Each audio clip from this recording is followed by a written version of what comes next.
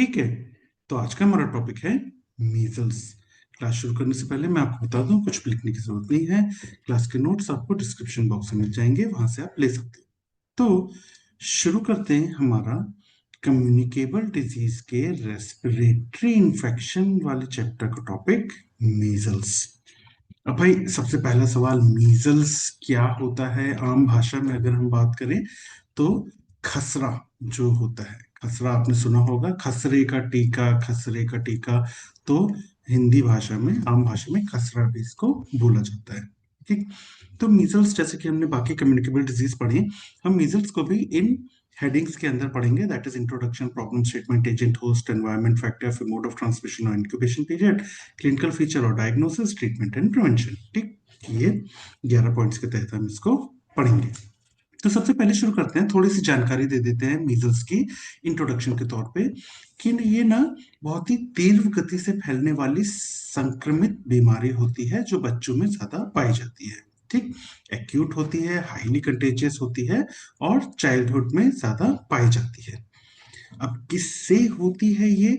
तो ये measles virus से होती है। अगर हम जीनस की बात करें तो मॉर्बिली वायरस, और फैमिली की बात करें तो पैरामिक्सोविरिडी फैमिली का होता है। अब अगर ये जीनस जो है वो मॉर्बिली वायरस है, तो मॉर्बिली वायरस है, तो इसको दूसरा नाम, दैट इज मीजल्स का दूसरा नाम मॉर्बिली भी होता है। और इनफैक्ट इसको रूबियोला भी बोला जाता है। याद रखना, ये वो रुबेला नहीं है। रुबेला जो होता है वो जर्मन मीजल्स होता है, वो आगे है। फिर कभी इस पे, कभी चाय पे चर्चा करेंगे, कभी रुबेला और जर्मन मीजल्स पे। आज का इंपॉर्टेंट हमारा टॉपिक है मीजल्स। तो वही मैं बता रहा हूँ कि it is not rubella, it is rubeola. ठीक। तो मीजल्स को रूबियोला या मॉर्बिली भी कहते हैं। ठीक। कैरेक्टराइज बाय, कि भाई इसमें क्या क्या चीजें देखने मिलती हैं। तो हाई ग्रेड फीवर तो देखने मिलेगा, उसके अलावा 3 C's होते हैं इसमें, कफ, कोरेजा, कंजक्टिवाइटिस, ये तो बहुत इंपॉर्टेंट है। राइनाइटिस, और बहुत important pathogenic feature that is Koplik spot भी देखने को मिलता है, इसको भी हम डिस्कस करेंगे। और उसके बाद कैक्टल स्टेज या रेप्टिव स्टेज में हमको टिपिकल मैकुलोपैपुलर रैशेस भी देखने को मिलते हैं। ठीक। इसके बारे में एक बात ध्यान रखना कि ज्यादातर ये इंसानों में ही होती है। ठीक। तो इंट्रोडक्शन के तौर पे समझ गए हमने, ये थोड़ी सी जानकारी देख ली मीजल्स की इंट्रोडक्शन के तौर पे। प्रॉब्लम स्टेटमेंट, अब प्रॉब्लम स्टेटमेंट में हम बोलेंगे कि भाई दुनिया में और इंडिया में, भारत में क्या हाल चाल है इसके। तो अगर हम ग्लोबली बात करें तो ना ये एंडेमिक है लगभग सभी जगहों पे। अब आप बोलोगे सर एंडेमिक क्या होता है, एपिडेमिक क्या होता है, पैंडेमिक क्या होता है, इस पे हमने अलग से वीडियो बनाया हुआ है, तो आप जाके उसको देख सकते हो। एंडेमिक का मतलब इन जनरल भाषा में हम बोले तो constant presence of a disease, ऐसे बोल सकते हो। ठीक। तो लगभग दुनिया में हर ही जगह ये एंडेमिक है। इसकी एपिडेमिक कब हो सकते हैं, ये वाइवा में पूछा जाता है। तो आप बताओगे कि भाई चिल्ड्रन की बीमारी है, चाइल्डहुड की बीमारी है, तो जब ससेप्टिबल चिल्ड्रन की मात्रा 40% से ज्यादा हो जाती है किसी जगह, तब कहोगे आप कि भाई इसका एपिडेमिक हो सकता है। अब यहाँ ससेप्टेबल चिल्ड्रन कौन आएंगे? भाई देखो, मीजल्स को रोकने के लिए हमारे पास बहुत बढ़िया एक लाइव एटेन्यूएटेड वैक्सीन है। अब अगर किसी कारणवश बच्चे जो हैं वो अनइम्यूनाइज्ड रह जाएं या फिर इनकम्प्लीटली इम्यूनाइज्ड रह जाएं, तो फिर वो लोग ना ससेप्टेबल हो जाते हैं मीजल्स के लिए। उन लोगों को बीमारी हो सकती है, और ऐसे लोगों की मात्रा अगर 40% से ज्यादा हो जाए, ऐसे बच्चों की मात्रा अगर 40% से ज्यादा हो जाए, तब वहां पे आपको एपिडेमिक देखने को मिल सकता है, आउटब्रेक देखने को मिल सकता है, वहां पे बीमारी ज्यादा हो सकती है। ठीक। अब ग्लोबली अगर हम बात कर रहे हैं, तो भाई जैसे कि मैंने कहा कि हमारे पास बहुत बढ़िया लाइव एटेन्यूएटेड वैक्सीन भी अवेलेबल है। तो 2000 से 2020 तक का अगर डेटा देखा जाए, तो मीजल्स के केसेस में काफी गिरावट आई।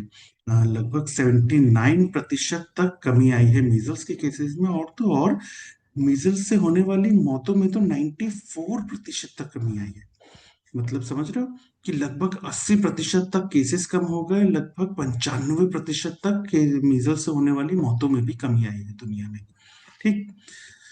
अब अगर हम, ये तो 2020 से 2020 तक का डेटा था। ठीक। वैसे तो एंडेमिक देखोगे तो लगभग हर ही जगह है। यहाँ पे आप देखोगे 0 से 31, तो जितना ज्यादा ब्लू होता जाएगा उतने ज्यादा केसेस। तो ज्यादातर जगहों पे आप देखोगे वर्ल्ड में एंडेमिक ही है, लेकिन एपिडेमिक क्यों होता है वो हमने देख लिया। तो ये सब कुछ ठीक चल रहा था, मतलब 2000 से 2020 तक बढ़िया कंट्रोल में था। मगर फिर अगर हम डेटा देखें जनवरी 2022, जनवरी फरवरी 2022 का, तो हमने ये देखा ग्लोबली एकदम से हमको केसेस में इंक्रीज देखने मिला। एकदम से हमने देखा कि यार मीजल्स तो एंडेमिक था, कांस्टेंट प्रेजेंस था, जितना हमने सोचा था उतने तो थोड़ी बहुत, लेकिन अब ज्यादा क्यों मिलने लगे? इसकी बड़ी वजह क्या है भाई साहब? 2020 तक का तो आपने डेटा देखा, और 2022 की शुरुआत में आपने बोला कि बढ़ने लगे। तो 2020 के बाद 2021 में क्या हुआ था, इनफैक्ट 2020 में भी बाद में क्या हुआ था, 2020-21 में आपको मिला कोविड। और कोविड की वजह से ऑल ओवर वर्ल्ड जो पेंडेमिक फैला, उसकी वजह से all over world routine immunization पूरी तरह से चरमरा गया था। जो टीकाकरण होता है अलग अलग देशों का, वो जो नेशनल इम्यूनाइजेशन शेड्यूल है, अलग अलग जगह के रूटीन इम्यूनाइजेशन शेड्यूल्स हैं, वो चरमरा गए। बच्चों को टीका लग नहीं पाया, बच्चे वैक्सीनेट हो नहीं पाए, और फिर क्या हुआ? वही अनइम्यूनाइज्ड या इनकम्प्लीटली इम्यूनाइज्ड रह गए। और फिर ऐसे लोगों की मात्रा 40% तक बढ़ गई, तो बट ऑब्वियसली केसेस भी बढ़ने लगे। तो एक वजह हो सकती है कि जनवरी फरवरी 2022 में ग्लोबली आपको क्यों इंक्रीज इन केस देखने को मिले। ठीक, तो ये तो हमने बात कर ली ग्लोबली की। अगर हम इंडिया की बात करें, तो ऐसा कहा जाता है कि इंडिया में जो इम्यूनाइजेशन प्रोग्राम है उसके आने के पहले ना, मीजल्स जो है वो साइक्लिकल ट्रेंड शो करता था। यानी कि साइक्लिकल मतलब एक साइकिल कंप्लीट करने के बाद फिर उसमें केस इंक्रीज होते थे। ये हमने जो एपिडेमिक, अलग अलग टाइप के एपिडेमिक होते हैं, उसमें हमने पढ़ा था कि भाई जो साइक्लिकल ट्रेंड है वो किस में देखने मिलता है। तो साइक्लिकल ट्रेंड जो मीजल्स में देखने मिलता है ना, वो हर 3 साल में देखने मिल रहा था कि हर 3 साल में मीजल्स के केसेस एकदम से बढ़ते थे। ये साइक्लिकल ट्रेंड हमको देखने को मिलता था। जैसे जैसे इम्यूनाइजेशन प्रोग्राम आगे बढ़ा, जैसे जैसे वैक्सीन्स को भी और बेहतर करते गए, वैसे वैसे ये जो पीरियड है ये भी बड़ा होता गया। फिर साइक्लिकल ट्रेंड धीरे धीरे धीरे धीरे कम देखने को मिला। तो इम्यूनाइजेशन प्रोग्राम की वजह से हमने काफी अच्छा कंट्रोल कर लिया था। ठीक, मगर फिर इंडिया में फिर क्या हुआ? वही अक्टूबर 2021 से सितंबर 2022 तक क्या देखने मिला हमको? एकदम से केसेस फिर से बढ़ने लगे। करीब 172 जगह मीजल्स का आउटब्रेक हमको देखने को मिले। 172 मीजल्स आउटब्रेक देखने को मिले। मतलब क्या हुआ कि कुछ तो हुआ होगा कि सब कुछ बढ़िया चल रहा था, साइक्लिकल ट्रेंड में भी कमी आने लगी थी, कंट्रोल भी होने लगे थे, लेकिन एकदम से बढ़ा। फिर वही देखो कि यहाँ पे क्या है, अक्टूबर 2021 से सितंबर 2022, देखो 2020 जो है आपका कोविड में गया, फिर 2021 की शुरुआत में भी पूरा कोविड में गया। तो इस बीच में हुआ क्या? इस बीच में एक तो बहुत सारे बच्चे जो थे उनको वैक्सीन नहीं लगी, बहुत सारे पेरेंट्स जो थे वो नहीं आए रूटीन इम्यूनाइजेशन में भी, कई बार टीका लगवाने के लिए नहीं आए अपने बच्चे को। तो हुआ क्या? फिर वही हुआ कि ये जो बच्चे हैं या तो अनइम्यूनाइज रह गए, या तो इनकम्प्लीटली इम्यूनाइज रह गए। यानी कि ससेप्टेबल चिल्ड्रन की मात्रा बढ़ गई, हो सकता है 40% से ज्यादा हो गया। इसीलिए फिर से केसेस देखने को मिलने लगे। वही जो यहाँ पे लिखा है कि पेंडेमिक के रिलेटेड डिसरप्शन एक वजह हो सकती है। ठीक, अब अगर हम इंडिया की बात करें, तो मेजरली इफेक्टेड स्टेट्स कौन कौन से हैं? तो हमको वेस्ट बंगाल है, यहाँ पे इनफैक्ट एक डेथ भी देखने को मिली थी। उसके अलावा उड़ीसा है, यूपी है, असम है, आंध्र प्रदेश है, गुजरात है।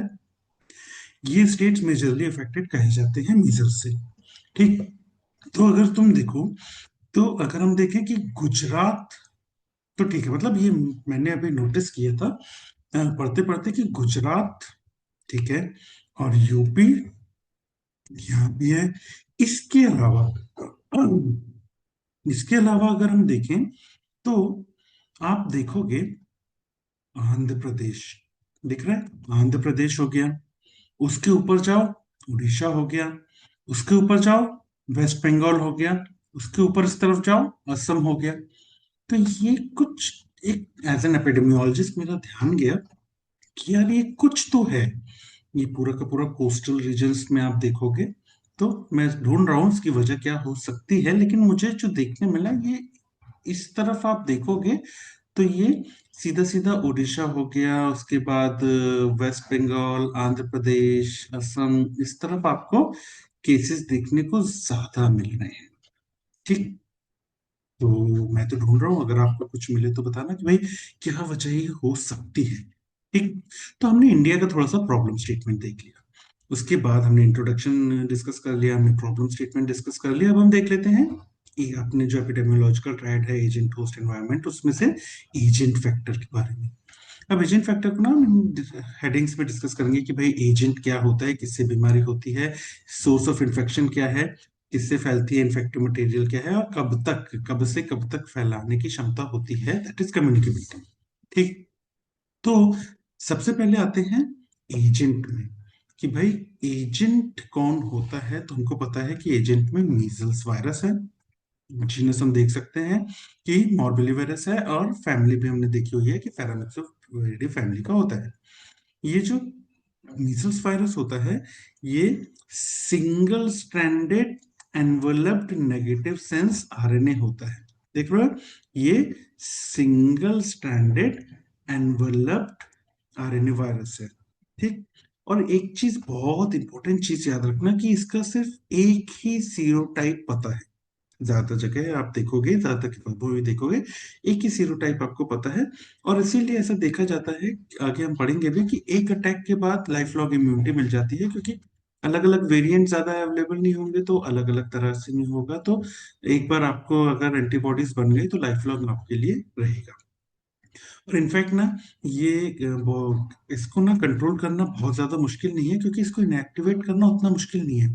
हीट से इनएक्टिवेट हो जाता है, अल्ट्रावायलेट रेस से इनएक्टिवेट हो जाता है, ईथर, फॉर्मल्डिहाइड, इनसे भी इनएक्टिवेट हो जाता है। इनफैक्ट ह्यूमन बॉडी के बाहर ये ज्यादा लंबे समय तक सरवाइव भी नहीं कर सकता है।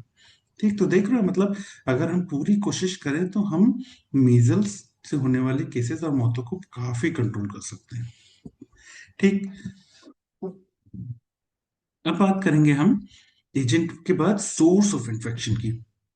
तो सोर्स ऑफ इन्फेक्शन कौन है मीजल्स के, भाई किसके अंदर भरा हुआ है मीजल्स का वायरस। तो जो केसेस होते हैं ना मीजल्स के, वही इसके सोर्स ऑफ इन्फेक्शन है। कैरियर ज्यादातर देखा गया है कि कैरियर से जिसमें नहीं देखने मिलते, ह्यूमन जो है ना मुख्यतः वही सोर्स है, एनिमल ज्यादातर देखने नहीं मिलता है। कुछ किताबों में आप देखोगे चिंपैंजी वगैरह का जिक्र किया गया है, मंकी वगैरह का जिक्र किया गया है, लेकिन इन जनरल आप बोलोगे तो ह्यूमन अकेले सोर्स होते हैं, ज्यादा एनिमल रिजर्वायर्स में देखने नहीं मिलते हैं। ठीक। इन्फेक्टिव मटेरियल की बात करो तो भाई आप हम क्लिनिकल फीचर्स में देखेंगे कि क्या क्या होता है। तो रनी नोज मिलता है तो आपको नोज में और थ्रोट और रेस्पिरेटरी ट्रैक, इनके जो सिक्रीशंस होते हैं, क्योंकि आपको सो थ्रोट मिलता है तो थ्रोट के सिक्रीशन हो गया, रनी नोज मिलता है तो नोज के सिक्रीशन हो गया, इनफेक्टिव, इसके अलावा कफ वगैरह देखने मिलता है तो रेस्पिरेटरी ट्रैक के सिक्रीशंस हो गए। ये सभी इन्फेक्टिव मटेरियल होते हैं मीजल्स के लिए। एक एजेंट फैक्टर की बात करें तो कम्युनिकेबिलिटी बहुत इंपॉर्टेंट है भाई साहब। तो ना पहले पीरियड ऑफ कम्युनिकेबिलिटी कब से कब तक होती है, इसमें हमने बात की थी ना, रैश आता है तो रैश आने के 4 दिन पहले से रैश आने के 4 दिन बाद तक इसकी पीरियड ऑफ कम्युनिकेबिलिटी होती है। इस समय जो मीजल्स वायरस होता है वो रेस्पिरेटरी ट्रैक में सबसे ज्यादा होता है। ठीक। तो थोड़ा सा हम देख लेते हैं, अभी हम आगे भी डिस्कस करेंगे। ये देखो, ये हुआ एक्सपोजर। एक्सपोजर के 10 दिन बाद इसकी पहली स्टेज शुरू होगी, that is prodromal stage. Prodromal stage लगभग 4 दिनों तक चलेगी। अब ये प्रोड्रोमल स्टेज में हमको फीवर, मैलेज, डायरिया, वॉमिटिंग मिलता है, sneezing, running nose, lacrimation of, redness of eye, lacrimation, cough, coryza, conjunctiva, ये सब अभी हम देखेंगे। सिंपल अभी देख लो कि भैया पहले 10 दिन बाद आपको प्रोड्रोमल स्टेज शुरू हो जाएगी, और उसके 4 दिन बाद इरप्टिव स्टेज शुरू होगी, जिसमें हमको रैश देखने को मिलता है। ठीक है, मैक्युलोपैपुलर रैश जो टिपिकल रैश आता है वो। तो प्रोड्रोमल स्टेज हमारी कितने दिन की हो गई? 4 दिन की। और जो इरप्टिव स्टेज है, इसमें जो अर्ली स्टेज ऑफ रैश होती है ना, मतलब शुरुआत के आप कह सकते हो 4 दिन। तो ये पूरी की पूरी प्रोड्रोमल स्टेज के 4 दिन और eruptive stage that is rash वाली स्टेज के शुरू के 4 दिन, ये सबसे ज्यादा मोस्ट पीरियड ऑफ कम्युनिकेबिलिटी होता है। तो ये आपकी जो प्रोड्रोमल स्टेज है वो शुरू हुई, ये इरप्टिव स्टेज हुए है, तो यहाँ पे आपको रैश आना शुरू हो गया। तो रैश आने के 4 दिन पहले से रैश आने के 4 दिन बाद तक आपकी पीरियड ऑफ कम्युनिकेबिलिटी होती है। और इस पीरियड में वायरस सबसे ज्यादा प्रेजेंट होता है, अभी जो हमने पहले भी पढ़ा, tears, nasal secretion, throat secretion, इनमें सबसे ज्यादा पाया जाता है। इनफैक्ट ब्लड और यूरिन में भी मिल सकता है। ठीक। तो ये पीरियड ऑफ कम्युनिकेबिलिटी समझ में आ गया। 4 दिन, रैश के 4 दिन पहले से 4 दिन बाद तक। ठीक। ये इनफैक्ट दूसरी भाषा में कहें तो जो प्रोड्रोमल स्टेज है उसके पूरे टाइम, मतलब प्रोड्रोमल स्टेज जो शुरू हुई इसके पूरे 4 दिन, और जो रैश वाली स्टेज है उसकी अर्ली स्टेजेस ऑफ रैश शुरू के 4 दिन। तो यही था ना, ये देखो कि जो प्रोड्रोमल स्टेज है इसके पूरे 4 दिन, और ये जो रैश है इसकी अर्ली स्टेज ऑफ रैश यानी शुरू के 4 दिन, ये इसमें सबसे ज्यादा इन्फेक्शियस होता है मीजल्स का जो केस है वो। ठीक है। और जैसे ही रैश आ जाता है उसके बाद ना कम्युनिकेबिलिटी एकदम से डिक्लाइन होना शुरू हो जाती है। ऐसा क्यों? क्योंकि अभी हम आगे पढ़ेंगे भी कि जैसे ही रैश आता है तो जो टी सेल्स होते हैं, टी इम्यून टी सेल्स, वो वायरस के सेल्स से कांटेक्ट में आते हैं, फिर एंटीबॉडीज बनाने शुरू कर देते हैं, और जैसे जैसे एंटीबॉडीज बढ़ती जाती है इन्फेक्टिविटी, कम्युनिकेबिलिटी कम होती जाती है। तो यहाँ आप देखोगे भी कि देखो बीमारी हुई, बीमारी बढ़ना शुरू हुई, कम्युनिकेबिलिटी बढ़ना शुरू हुई, लेकिन जैसे ही रैश आया, यहाँ पे क्या हुआ? जैसे ही रैश आया एंटीबॉडीज बननी शुरू हो गई, और एंटीबॉडीज बननी शुरू हो गई तो इन्फेक्टिविटी या फिर कम्युनिकेबिलिटी डिक्रीज होनी शुरू हो गई। तो समझ में आया? तो ये याद रखना, आगे भी हम डिस्कस करेंगे। जब रैश आता है तो एंटीबॉडीज डिटेक्ट होने शुरू हो जाती हैं, तो इन्फेक्टिविटी कम होनी शुरू हो जाती है, और इसीलिए लगभग 4 दिन बाद कम्युनिकेबिलिटी खत्म हो जाती है। तो ये रैश आया तो एंटीबॉडी बननी शुरू हो जाएंगी, तो ये कम्युनिकेबिलिटी कम होनी शुरू हो जाएगी, और 4 दिन आते आते फिर खत्म हो जाएगी। तो समझ गए? 4 दिन, रैश के 4 दिन पहले से 4 दिन बाद तक। तो अगर आप देखो तो वही तो यहाँ पे बना हुआ है कि 4 दिन पहले से अच्छी बढ़ती जाएगी, जैसे ही रैश आया कम्युनिकेबिलिटी कम हो गई क्योंकि एंटीबॉडीज बढ़ने लगी। ठीक। तो 4 दिन इंपॉर्टेंट है। 4 दिन याद रखना भी। चार कैसे याद रखेंगे? तो देखो, मैं जैसे याद रखता था वैसे बता देता हूँ कि भाई मीजल्स में कम्युनिकेबिलिटी रैश के 4 दिन पहले से 4 दिन बाद तक, ये कैसे याद रखेंगे? तो ये आपका हो गया मीजल्स का एम। तो ये एम को आपने ऐसा तोड़ा, तो ये क्या दिख रहा है भाई साहब? ये दिख रहा है आपको 4। तो रैश के 4 दिन पहले से रैश के 4 दिन बाद तक कम्युनिके पीरियड ऑफ कम्युनिकेबिलिटी रहता है। ऐसे याद कर सकते हो। ठीक।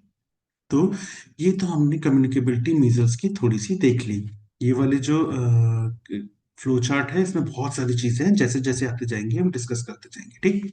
उसके अलावा कम्युनिकेबिलिटी में एक और चीज इंपॉर्टेंट याद रखना आपको, सेकेंडरी अटैक रेट मीजल्स का कितना होता है। तो सेकेंडरी अटैक रेट मीजल्स का जो होता है ना, वो करीब 80% तक होता है। अभी सेकेंडरी अटैक रेट क्या होता है ये एपिडेमियोलॉजी वाले चैप्टर में डिस्कस करने वाली चीज है। तो सेकेंडरी अटैक रेट का फॉर्मूला बहुत सिंपल होता है कि जो सेकेंडरी केसेस हैं डिवाइडेड बाय कितने ससेप्टेबल थे इंटू 100। तो सेकेंडरी केसेस क्या होते हैं? मतलब जो प्राइमरी केस है उसने, जो आपका केस है मीजल्स का, उसने कितने लोगों को इन्फेक्ट किया, जितनों को किया वो सेकेंडरी केस हो जाएंगे।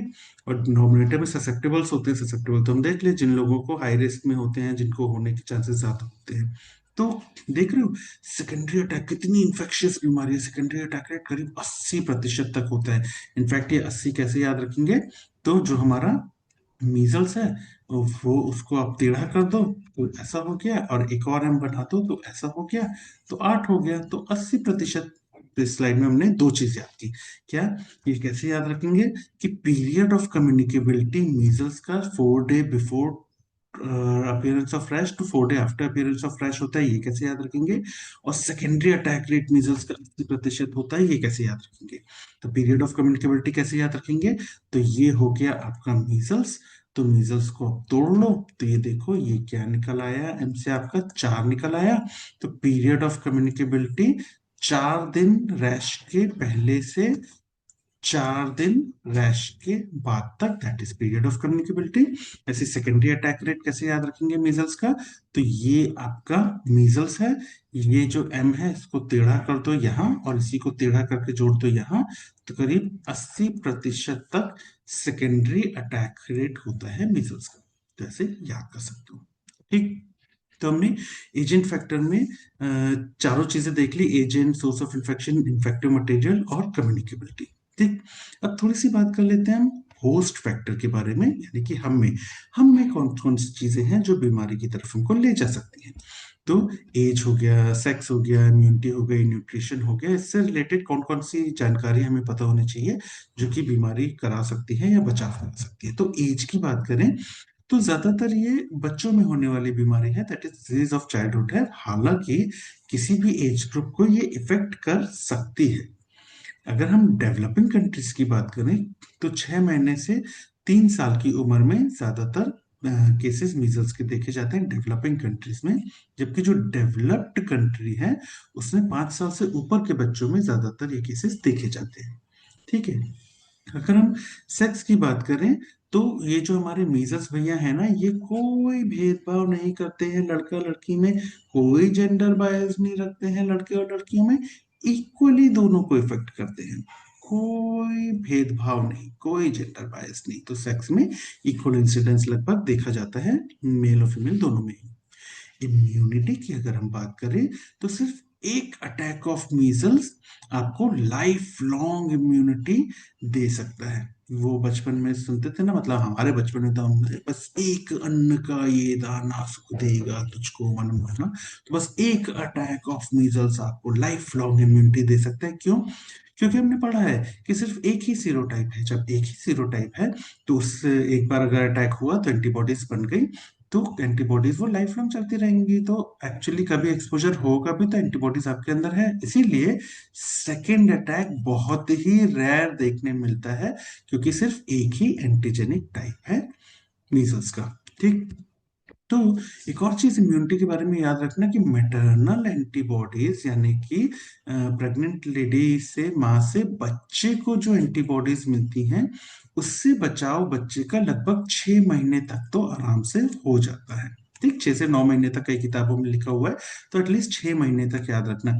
इसीलिए इनफैक्ट हम जो नेशनल इम्यूनाइजेशन शेड्यूल में पहली डोज देते हैं वो 9वें महीने में देते हैं, वो दैट इज MCV1 जो होती है वो पहले डोज हम 9वें महीने में देते हैं। लेकिन हम पढ़ेंगे कि MCV0 6 महीने की उम्र में भी कब देनी चाहिए। तो 6 महीने कहाँ से आया? क्योंकि 6 महीने तक तो मैटरनल एंटीबॉडीज ने प्रोटेक्ट किया। अब अगर एट रिस्क है बच्चा, कोई खतरा है बच्चे को मीजल्स का, तब आप MCV0 यानी 9 महीने से पहले भी दे सकते हो, उसको हम डिस्कस करेंगे। मगर यहाँ पे ये याद रखना है, मैटरनल एंटीबॉडीज 6 महीने तक, माँ से बच्चे में जो एंटीबॉडीज आई हैं वो बच्चे का बचाव 6 महीने तक तो कर सकती हैं। ठीक। न्यूट्रिशन बहुत इंपॉर्टेंट टॉप पॉइंट होता है मीजल्स में, क्योंकि अगर बच्चा सिवियर माल नरिश्ड है तो ना मीजल्स उसमें काफी सिवियरली देखी जाती है। कि वैसे तो अगर आप मीजल्स का क्लिनिकल फीचर्स देखेंगे कि कोई कॉम्प्लिकेशंस नहीं है तो फिर सब कुछ ठीक हो जाता है। लेकिन अगर बच्चा माल नरिश्ड है तो भैया उसकी जो सेल मीडिएटेड इम्यूनिटी है होगी वो ही बहुत पुअर होगी सेकेंडरी टू माल न्यूट्रिशन, और उस वजह से एंटीबॉडी उतने अच्छे से बन नहीं पाएंगी, कॉम्प्लिकेशंस भी देखने को मिल सकते हैं। मीजल्स भी बहुत सिवियर तरीके का देखने को मिल सकता है। ठीक। तो न्यूट्रिशन भी बहुत इंपॉर्टेंट है। अगर मालनरिश चाइल्ड होगा बच्चा और मीजल से एक्सपोजर हो गया तो फिर खतरनाक वाली बीमारी भी आगे देखने को मिल सकती है। ठीक। तो हमने थोड़ी सी जानकारी होस्ट फैक्टर में ले ली। अब देखते हैं एनवायरमेंट फैक्टर।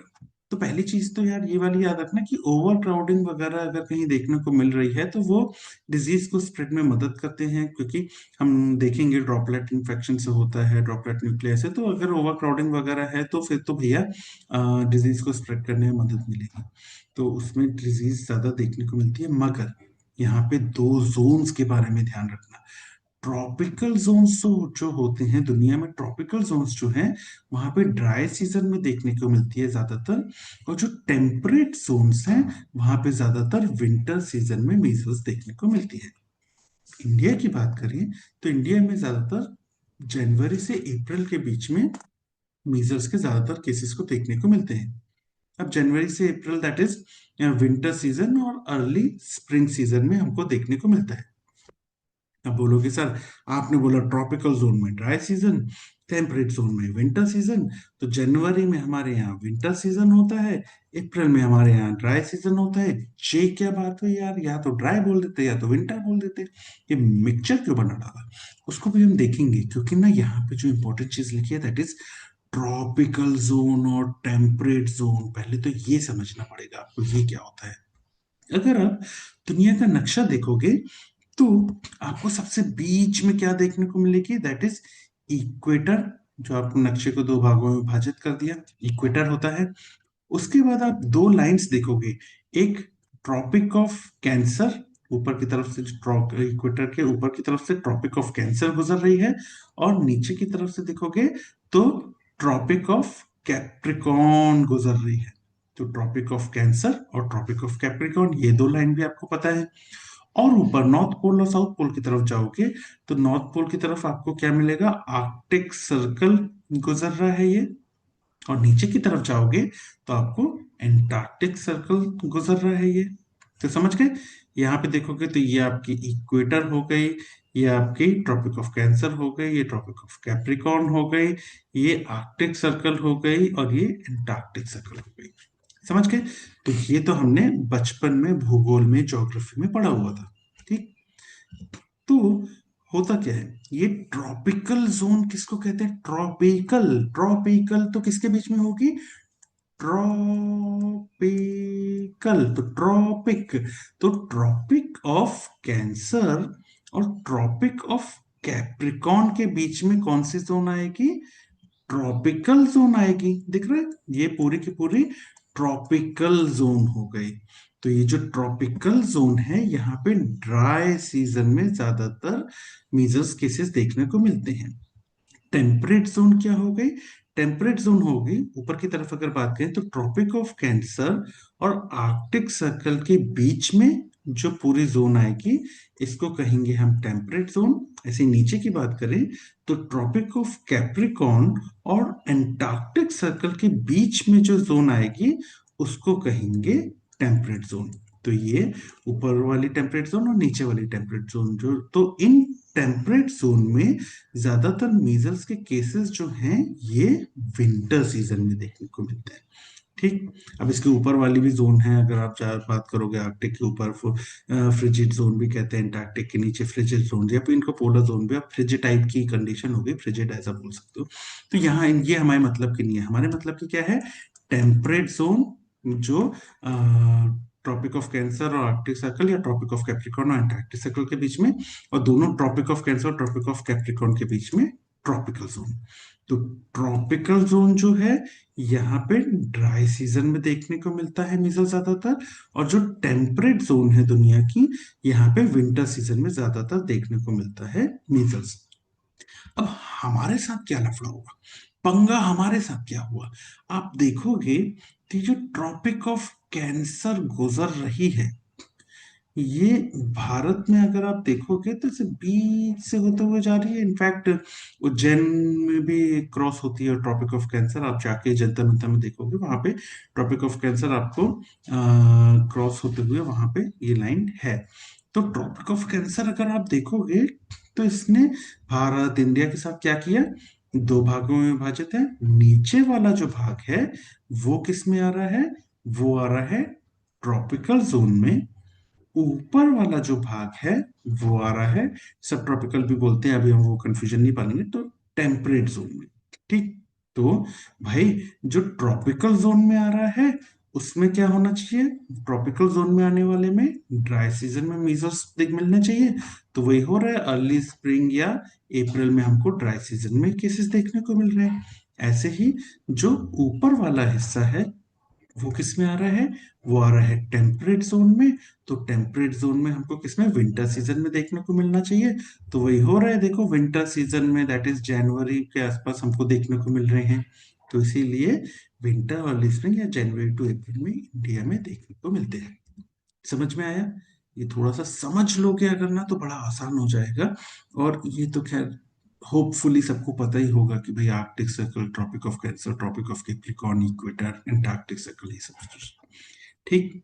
तो ये हमने एक्चुअली पढ़ा तो था, लेकिन ऐसे अगर समझा होता ना कि भाई सनरेज ऐसी आती हैं तो ये क्यों Tropic of Cancer, Tropic of Capricorn ऐसा किया गया, फिर क्यों यहाँ पे अगर देखोगे एंटार्क्टिक सर्कल के नीचे उतने अच्छे से नहीं जा पा रही है, यहाँ ऊपर उतने अच्छे से नहीं, तो क्यों इतना ठंडा, ये बहुत बढ़िया चीजें हैं पढ़ने के लिए, लेकिन आज के लिए कभी और चाय पे चर्चा करेंगे इस पे। तो ये हो गया हमारा एनवायरमेंटल फैक्टर्स। ठीक। तो हमने ageing factor, host factor, environment factor ये तो डिस्कस कर लिया। मोड ऑफ ट्रांसमिशन की बात करते हैं। अब ना मोड ऑफ ट्रांसमिशन में ये directly person to person transmit हो सकती है थ्रू ड्रॉपलेट इन्फेक्शन या ड्रॉपलेट न्यूक्लिया। भाई रेस्पिरेटरी इन्फेक्शन है तो ड्रॉपलेट न्यूक्लिया या ड्रॉपलेट इन्फेक्शन तो आपको इसमें देखने को मिलेगा ही, है ना। और हमने देखा ही था भाई ड्रॉपलेट कैसे, क्योंकि देखो कफ हो रहा है, रनी नोज है हमारे पास, सोर थ्रोट है हमारे पास, ठीक है। तो जो पोर्टल ऑफ एंट्री है मुख्यतः रेस्पिरेटरी ट्रैक ही होती है। अब ट्रांसमिशन की बात कर रहे हैं तो सबसे ज्यादा ट्रांसमिशन कब देखने मिलेगा, वही पीरियड ऑफ कम्युनिकेबिलिटी जो थी 4 दिन, रैश आने के 4 दिन पहले से 4 दिन बाद तक। वही जो हमने देखा था कि इरप्टिव स्टेज की शुरुआत में रैश आया, तो रैश आने के 4 दिन पहले तक, 4 दिन पहले से रैश आने के 4 दिन बाद तक, दैट इज जो हमारी पीरियड ऑफ कम्युनिकेबिलिटी है, उसमें सबसे ज्यादा ट्रांसमिशन देखने को मिलता है। तो portal of entry respiratory tract तो हो सकती है, ये तो हमको पता है कि उसके अलावा ना कंजक्टाइवा जो है उसमें भी इंस्टॉलेशन अगर हो जाए वायरस का तब भी हो सकता है। किताबों में दिया है इसलिए हमने डाल दिया, मगर मुख्यतः तो आपको रेस्पिरेटरी ट्रैक को पोर्टल ऑफ एंट्री के रूप में याद रखना पड़ेगा। ठीक। तो मोड ऑफ ट्रांसमिशन भी हमने देख लिया। उसके बाद इंपॉर्टेंट चीज आती है इंक्यूबेशन पीरियड। अब ना इंक्यूबेशन पीरियड आप बोलोगे तो वैसे तो 10 से 14 दिन बोलते हैं, ठीक है। अब 10 और 14 कैसे आया ये भी डिस्कस कर लेते हैं। 10 दिन that is exposure to onset of fever, यानी कि जो प्रोड्रोमल स्टेज है हमारी, भी डिस्कस भी करेंगे। और 14 दिन कब, जब हम एक्सपोजर से appearance of rash that is eruptive stage तक लेते हैं। तो हमने क्या बताया था, हमने कहा था कि हमारे पास क्या क्या है, देखो एक्सपोजर हुआ, एक्सपोजर हुआ आपको मीजल्स वायरस से, मीजल्स के केस से, उसके 10 दिन बाद अगर आपको बीमारी हो गई है तो आपकी प्रोड्रोमल स्टेज शुरू होगी, है ना। प्रोड्रोमल स्टेज शुरू होगी 10 दिन बाद। ये प्रोड्रोमल स्टेज लगभग 4 दिन चलेगी। उसके बाद आपकी इरप्टिव स्टेज शुरू होगी जिसमें कि आपको रैश देखने को मिलता है। ठीक। तो 10 दिन कब हुए, 10 दिन हुए जब एक्सपोजर से प्रोड्रोमल स्टेज तक आप लोगे, तो ये 10 दिन हुए, तो ये इंक्यूबेशन पीरियड 10 दिन का हो गया, एक्सपोजर टू प्रोड्रोमल स्टेज। 14 दिन कब हुआ, जब आप एक्सपोजर से इरप्टिव स्टेज या रैश तक लोगे, तब ये 14 दिन हो गया, है ना। मतलब 10 दिन आपका एक्सपोजर टू प्रोड्रोमल स्टेज का, प्लस 4 दिन आपका प्रोड्रोमल स्टेज का, तो 10 + 4 = 14। तो 14 दिन ये हो गए। तो समझ में आया, 10 दिन incubation period from exposure to fever, क्योंकि प्रोड्रोमल स्टेज ही होती है जिसमें फीवर की शुरुआत होती है। और 14 दिन कब, जब exposure to rash, eruptive stage ही होती है जिसमें आपको रैश देखने मिलता है। तो 10 और 14 समझ में आ गया कैसे। तो इंक्यूबेशन पीरियड 10 से 14 दिन आप बोल सकते हो। समझ गए। तो ये आपका इंक्यूबेशन पीरियड हो गया। यहाँ भी अगर आप देखोगे ना तो ये जो हमारा मीजल्स का हमारा जो ये 4 चल रहा है ना, ये 4 यहाँ भी प्रोड्रोमल स्टेज वाला 4 यहाँ पे भी आ गया, और वही 4 आपको 14 दिन में देखने को मिल रहा है। समझ गए। तो वो 4 याद रखना बहुत इंपॉर्टेंट है। तो हमने इंक्यूबेशन पीरियड भी देख लिया। अब आते हैं भाई साहब बहुत इंपॉर्टेंट चीज में, that is clinical features of measles. तो क्लिनिकल फीचर्स ऑफ मीजल्स करेंगे हम, तो हमको 3 स्टेजेस के नाम पता होने चाहिए, that is prodromal stage, eruptive stage और पोस्ट मीजल स्टेज। तो कैसी कैसी होती हैं देखो, मीजल्स से आपका एक्सपोजर हुआ, मीजल्स के केस वगैरह से, उसके 10 दिन बाद आपको पहली स्टेज देखने मिलेगी, दैट इज प्रोड्रोमल स्टेज। ठीक, तो पहली स्टेज आपको एक्सपोजर के 10 दिन बाद पहली स्टेज देखने मिलेगी, प्रोड्रोमल स्टेज, जो कि लगभग 4 दिन चलेगी। इसमें वही सब फीवर वगैरह आएगा, फीवर, मैलेज, डायरिया, वॉमिटिंग होगा, स्नीजिंग, रनी नोज देखने मिलेगा, लैक्राइमेशन, रेडनेस ऑफ आई, उसके अलावा 3 कार्डिनल फीचर्स का कोराइजा कंजक्टिवाइटिस देखने को मिलेगा। ठीक, उसके 4 दिन बाद आपको इरप्टिव स्टेज देखने मिलेगी। इरप्टिव स्टेज उसके 4 दिन बाद शुरू देखने को मिलेगी, जिसमें हमको रैश मिलेगा। मगर ये जो प्रोड्रोमल स्टेज है, उसमें दैट इज रैश मिलने के, दैट इज इरप्टिव स्टेज के लगभग 1 से 2 दिन पहले आपको ये प्रोड्रोमल स्टेज में कोपलिक स्पॉट भी देखने को मिलते हैं। इसको भी अभी हम इमेज में देखेंगे। तो क्या हुआ, एक्सपोजर हुआ, उसके 10 दिन बाद आपको प्रोड्रोमल स्टेज हुई, जिसमें फीवर, मैले, सारे बाकी सारे सिम्टम डाल दो इसमें, sign symptom, fever, malaise, diarrhoea, vomiting, sneezing, nose, lacrimation, redness, cough, coryza, सब डाल दो, कोपलिक स्पॉट भी डाल दो। फिर जो 4 दिन बाद stage I, that is eruptive stage. इसमें आपको टिपिकल मैक्युलोपैपुलर रैश कान के पीछे देखने को मिलेगा। ठीक है, तो ये रैश के लगभग 1 से 2 दिन पहले आपको कोपलिक स्पॉट देखने मिलता है। फिर ये जो इरप्टिव स्टेज होगी, ये कहा जाता है ऐसे लगभग 6 दिन के आसपास तक चलती है। ठीक है, और उसके बीच में ये उस 6 दिन में रैश आएगा, कान के पीछे से शुरुआत होगी, फिर फेस और नेक पे जाएगा, फिर ट्रंक और लिम्स में चला जाएगा। अब हमने पहले भी देखा, जब रैश शुरू हुआ तो हमको एंटीबॉडीज बननी शुरू हो गई। अब एंटीबॉडीज बढ़ने लगेगी तो क्या होगा, फीवर और वायरिमिया घटने लगेगा, है ना। और फिर आप देखोगे कि लगभग 6 दिन, मतलब ये देखो दिन जो है वो कम ज्यादा हो सकते हैं, तो अपन मान के चले लगभग 6 दिन के बाद आपको पोस्ट मीजल स्टेज देखने को मिलती है, जहां पे वेट लॉस और वीकनेस भी आपको देखने को मिल सकती है। तो ये ऐसी 3 स्टेजेस हैं आपकी। प्रोड्रोमल स्टेज कब आई, एक्सपोजर से 10 दिन बाद आपको प्रोड्रोमल स्टेज देखने को मिल गई। इरप्टिव स्टेज कब आई, प्रोड्रोमल स्टेज 4 दिन चली, और उसके बाद आपको इरप्टिव स्टेज जिसमें रैश वगैरह देखने वाला वो आ गई। पोस्ट मिजल स्टेज कब आई, रैश वगैरह 6 दिन में आए गए, सब कुछ हो गया, उसके बाद आपको पोस्ट मिजल स्टेज शुरू हुई, जब इंसान लगभग ठीक होने लगा, तब that is post missile stage. तो ये आपको थोड़ा सा टाइमलाइन के हिसाब से ऐसे याद कर सकते हो। दिन ऊपर नीचे कई किताबों में हो सकते हैं, पर याद करने के लिए कुछ एक नंबर तो ऐसे याद कर सकते हो। तो ये 3 स्टेजेस मुख्यतः हैं, एक एक करके इनको डिस्कस करते हैं। ठीक, तो सबसे पहले आएगी प्रोड्रोमल स्टेज।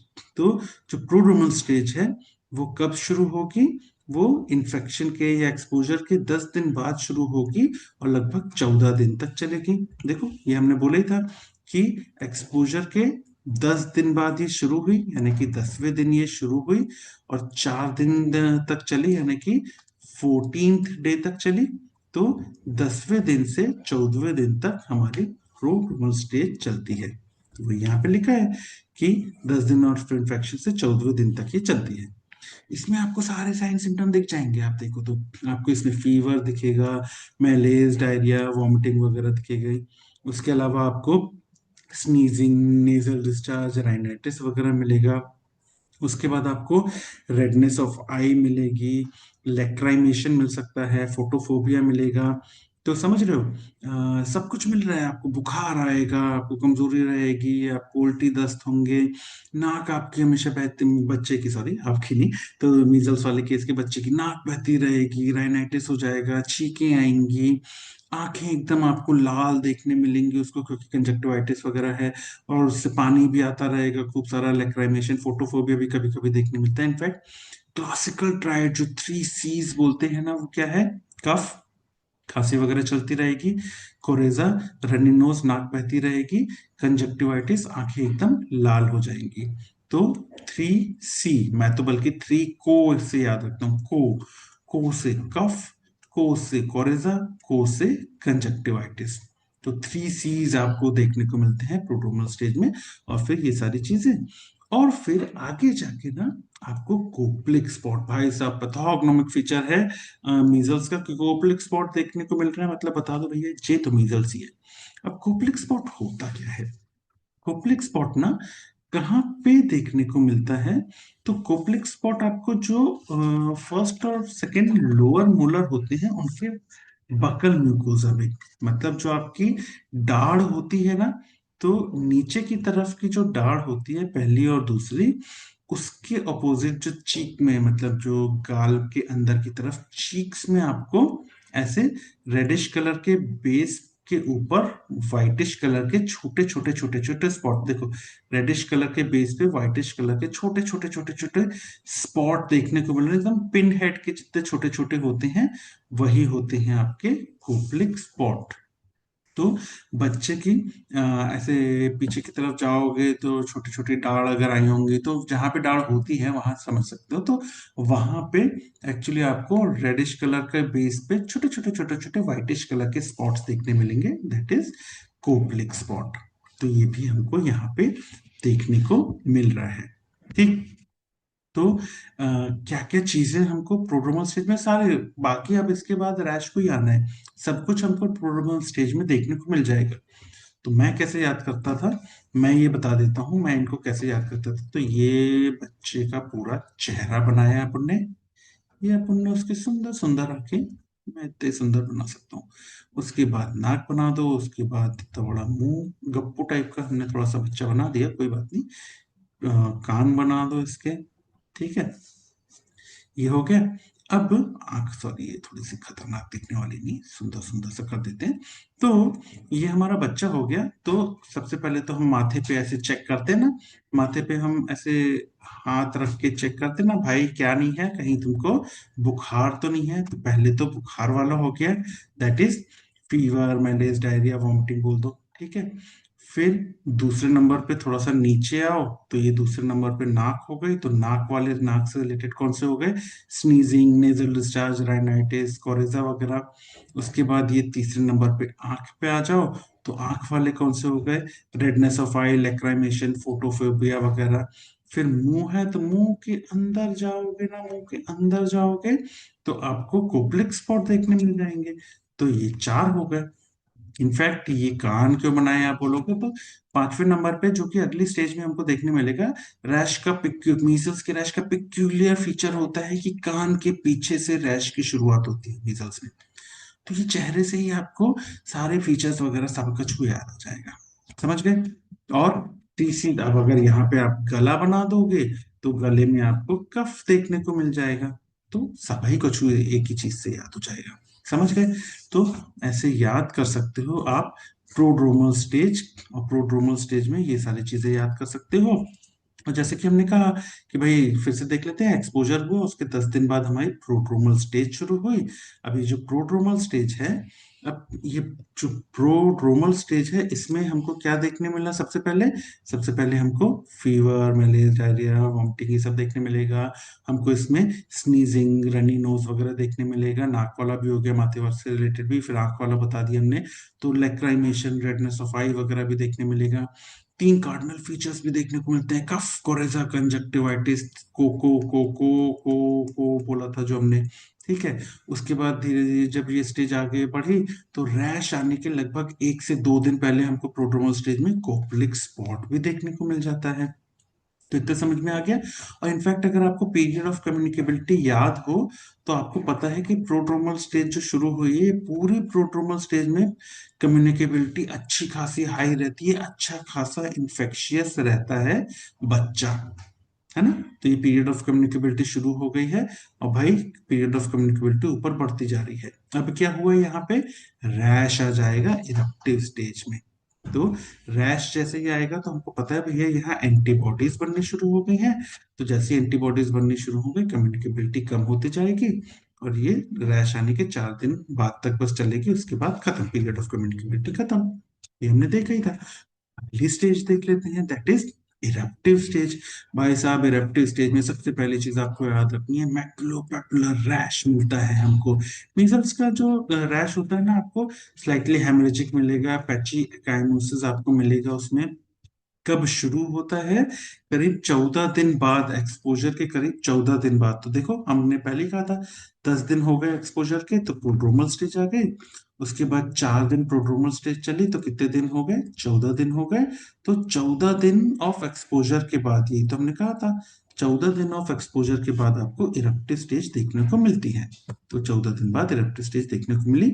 ठीक। फिर ये जो इरप्टिव स्टेज है, जो रैश होते हैं, ये ना कोप्लिक स्पॉट आने के 1 से 2 दिन बाद अपीयर होते हैं। देखो हमने कहा था कि ये प्रोड्रोमल स्टेज में 1-2 दिन बाद कोप्लिक स्पॉट देखने मिलेंगे और उसके 1-2 दिन बाद आपको रैश देखने को मिलेंगे, दैट इज इरप्टिव स्टेज देखने को मिलेगी। तो वो यहाँ पे लिखा हुआ है ना। तो रैश कुछ इस तरह के आपको हेमरेजिक पैचिकाइमोसिस टाइप के मैक्युलोपेपुलर रैश आपको देखने को मिलते हैं। तो लाइट स्किन में कुछ इस तरह के दिखेंगे, डार्क स्किन में कुछ इस तरह के आपको रैश देखने को मिलेंगे। टिपिकल।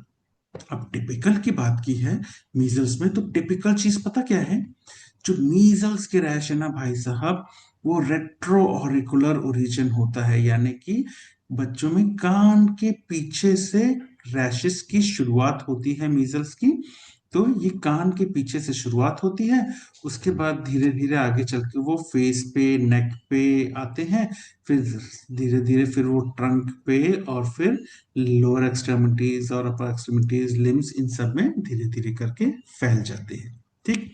फिर आने वाले 3 से 4 दिनों में धीरे धीरे वो फेड अवे भी होते हैं। यहाँ पे एक और क्लासिकल चीज याद रखना, इनके फेड होने का जो ऑर्डर होता है वो एकदम सेम होता है जैसे वो ओरिजिन हुए थे। मतलब कि वही, पहले कान के पीछे वाले फेड होंगे, उसके बाद फिर फेस और नेक वाले फेड अवे होंगे, मतलब वो फिर ठीक होना शुरू होंगे।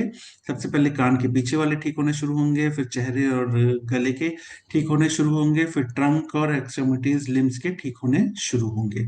तो जैसे जैसे आते हैं वैसे ही ऑर्डर में वो फेड अवे होते हैं।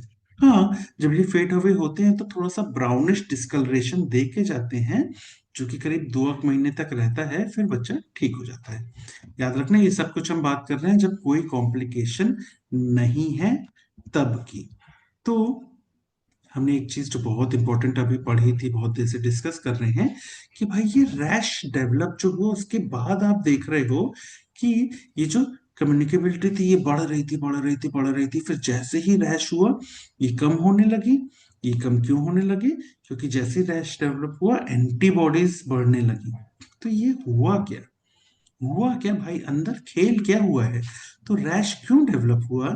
क्योंकि जब इम्यून टी सेल्स जो होते हैं वो वायरस इन्फेक्टेड सेल्स से स्मॉल ब्लड वेसल्स में मिलते हैं, तब आपको देखने को मिलता है कि उन वजहों से रैश डेवलप हुआ। और आप कह सकते हो जैसे ही रैश डेवलप हुआ वैसे ही आप देखोगे सर्कुलेटिंग एंटीबॉडीज जो होंगी वो ब्लड में डिटेक्ट होने शुरू हो जाएंगी। और जैसे जैसे रैश के दिन बढ़ते जाएंगे वैसे वैसे एंटीबॉडीज बढ़ती जाएंगी और कम्युनिकेबिलिटी कम होती जाएगी। और कम्युनिकेबिलिटी कम हो रही है तो वायरीमिया भी डिसअपियर हो रहा है और फीवर भी कम होता जा रहा है ना। तो ये तो हमने एक्चुअली यहाँ पे देखा भी था। देखो कि भाई ये हमारी इरप्टिव स्टेज है जहां पे हमको रैश आया। ठीक है। अब रैश जब आया तो हमको पता है कि एंटीबॉडीज बननी शुरू हो गई हैं। तो यहाँ पे अगर आप देखोगे प्रोड्रोमल स्टेज में कम्युनिकेबिलिटी बढ़ती जा रही थी, बढ़ती जा रही थी, बढ़ती जा रही थी, बढ़ती जा रही थी। फिर यहाँ पे रैश आया, रैश आया तो यहाँ पे एंटीबॉडीज बननी भी शुरू हो गई। अब यहाँ से, क्योंकि यहाँ पे एंटीबॉडीज बढ़ती जा रही हैं, इसीलिए कम्युनिकेबिलिटी कम होती जा रही है, कम होती जा रही है, कम होती जा रही है। 4th डे ऑफ रैश तक कम्युनिकेबिलिटी खत्म हो गई। क्यों? क्योंकि एंटीबॉडीज की मात्रा अच्छी खासी बढ़ गई। अब एंटीबॉडीज की मात्रा बढ़ जाएगी तो फीवर भी खत्म हो जाएगा, वायरीमिया भी डिसअपियर हो जाएगा। तो ऐसे समझ सकते हो कि भाई रैश आने की वजह से क्यों कम्युनिकेबिलिटी कम होती है, क्यों वायरीमिया डिसअपियर होता है, फीवर खत्म हो जाता है, वो इसलिए होता है। ठीक। तो एक तरह से कह सकते हो कि अगर कोई कॉम्प्लिकेशन नहीं हुआ बच्चे को, तो पेशेंट में 3 दिन बाद इंप्रूवमेंट देखने को मिलने लगता है। भाई रैश आया है, अब रैश आया है तो क्या हुआ, एंटीबॉडीज भी बढ़ने लगी, एंटीबॉडीज बढ़ने लगी, 3 दिन में अच्छी खासी हो गई हैं, तो इंप्रूवमेंट विद इन 3 डेज आपको देखने को मिलने लगता है रैश आने के बाद। और 3 से 4 दिन में फीवर और लेजन्स ये सब कुछ खत्म होने लगते हैं, लगभग खत्म देखने को मिलते हैं। तो आप कह सकते हो एंड ऑफ द डिजीज आ गया है। और इनफैक्ट जो डिजीज का ऑनसेट हुआ है, आप अगर कोई कॉम्प्लिकेशन नहीं है तो 7 से 10 दिन में, 10 दिन मान लो कि 10 दिन में तो बच्चा पूरी तरह से रिकवर हो जाता है। ये 10 दिन कैसे आया, इसको भी एक बार समझ लेते हैं कि भाई 10 दिन आया कैसे। डिजीज ऑफ ऑनसेट, अब डिजीज ऑफ ऑनसेट कब हुआ, जो एक्सपोजर तो हुआ था, ठीक है ठीक है ठीक है, यहाँ प्रोड्रोमल स्टेज में डिजीज का ऑनसेट हुआ।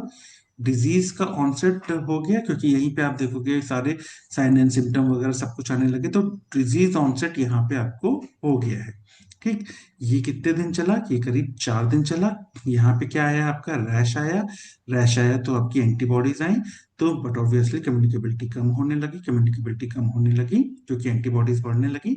तो लगभग देखा जाएगा कि ये करीब 6 दिन चलेगा। ये देखो यहाँ पे आया, ये तीसरे दिन आपको बोला था ना अपन ने, फीवर वीवर सब कुछ कम होने लगा था।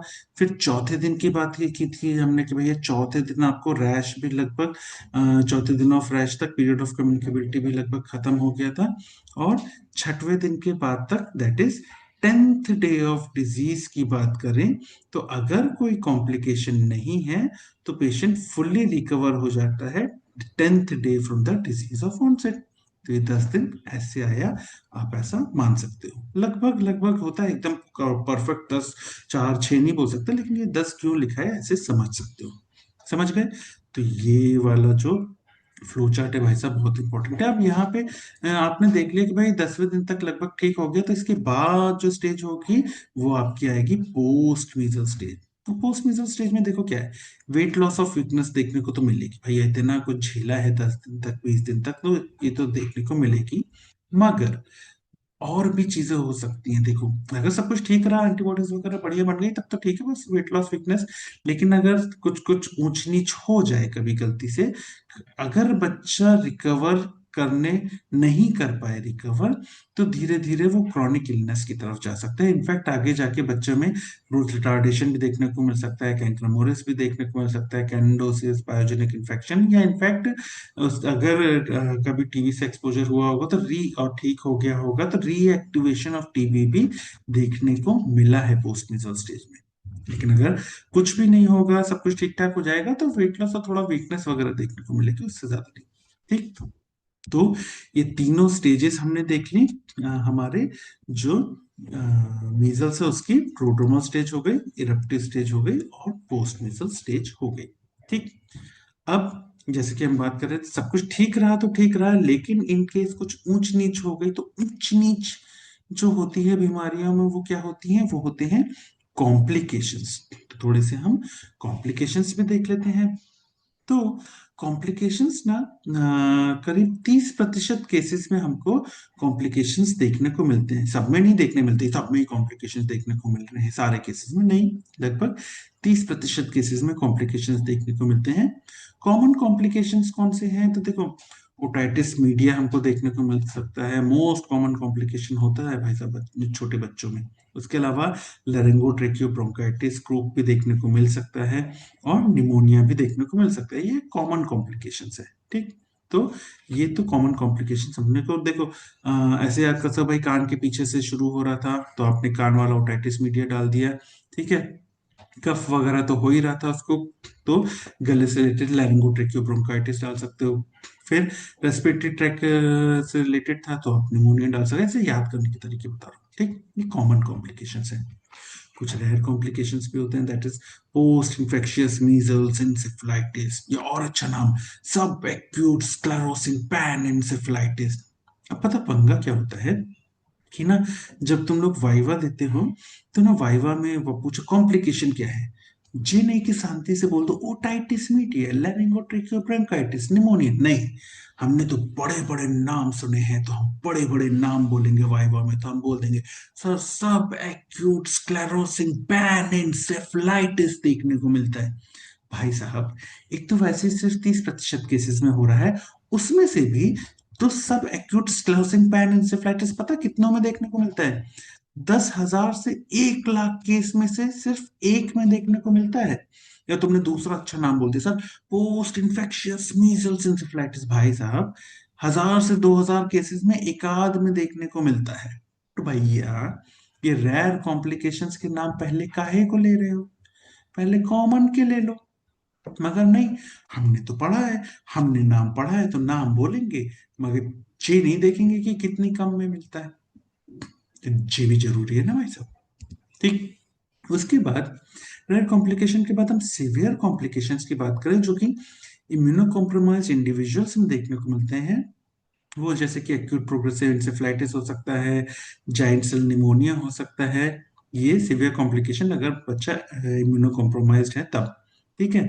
डेवलपिंग कंट्रीज की बात करें तो इन्फेंट्स में काफी जो कॉम्प्लिकेशन है एक देखने को मिलता है डेवलपिंग कंट्रीज के इन्फेंट्स में, that is persistent diarrhoea with protein losing enteropathy. तो ये एक अच्छा वाइवा का क्वेश्चन है। वाइवा के क्वेश्चन की अगर बात हो रही है तो ऐसा पूछा जा सकता है कि अगर प्रेगनेंसी में लेडी को, वैसे तो देखो चाइल्डहुड वाली इन्फेक्शन है और हम, लेकिन हमने कहा था कि लगभग सभी एज ग्रुप में हो सकता है, तो अगर प्रेगनेंसी में मीजल्स हो जाए लेडी को तो क्या हो सकता है? तो स्पॉन्टेनियस अबॉर्शन भी हो सकता है, प्रीमेच्योर डिलीवरी भी हो सकता है। ठीक। अब अगर हम बच्चे की बात कर रहे हैं तो ना एक चीज और याद रखना कॉम्प्लिकेशन के तौर पे कि भैया, मीजल्स जो है ना जरप्थेल्मिया को भी प्रेसिपिटेट कर सकता है, यानी विटामिन ए डेफिशिएंसी को भी प्रेसिपिटेट कर सकता है। इनफैक्ट अगर तुम इसलिए नेशनल इम्यूनाइजेशन शेड्यूल में देखोगे ना, तो मीजल्स वैक्सीन जब भी दी जाती है वहीं पे हमने विटामिन ए को भी रखा हुआ है। 9वें महीने में भी आप मीजल्स को दोगे, उसके बाद 16 से 24वें महीने में जब मीजल्स को देते हो तो 9वें महीने में भी आप विटामिन ए की पहली डोज देते हो, फिर उसके 6 महीने बाद आओगे आप तो लगभग यहीं पे आपको विटामिन ए की सेकेंड डोज देखने को मिलेगी। तो लगभग साथ में दे रहे हैं, तो ऐसे भी याद कर सकते हो क्यों कर रहा है, क्योंकि ना मीजल्स जरप्थेल्मिया को प्रेसिपिटेट कर सकता है। और इसीलिए मीजल्स जो है एक इम्पॉर्टेंट कॉज होता है प्रिवेंटेबल चाइल्डहुड ब्लाइंडनेस को। तो आपसे वाइवा में पूछा जाता है कि भाई प्रिवेंटेबल चाइल्डहुड ब्लाइंडनेस के कॉजेस बताओ, आप बहुत सारे बता देते हो, विजन 2020 में भी पढ़ा था, और आप जेरोथर्मिया भी बोल देते हो। लेकिन जब आपसे पूछा जाता है क्या मीजल्स प्रिवेंटेबल चाइल्डहुड ब्लाइंडनेस का कॉज हो सकता है, तो आप बोलते हैं ये तो रेस्पिरेटरी इन्फेक्शन है, ये आंख में कहाँ से खेल करेगा? तो ऐसा नहीं है, ऐसे सोचोगे तो खेला हो जाएगा आपके साथ। क्यों? क्योंकि जो मीजल्स है वो जरब्थेल्मिया को प्रेसिपिटेट करता है, और जरब्थेल्मिया तो preventable cause of childhood blindness है ही। तो भैया, इसलिए मीजल्स भी एक इंपॉर्टेंट कॉज हो जाता है। समझ गए? तो वाइवा के लिए इंपॉर्टेंट है, याद रखना। तो हमने कॉम्प्लिकेशंस भी देख लिए। तो अब सबसे खतरनाक कॉम्प्लिकेशन क्या है भैया? डेथ। तो केस फैटेलिटी रेट भी देख लेते हैं।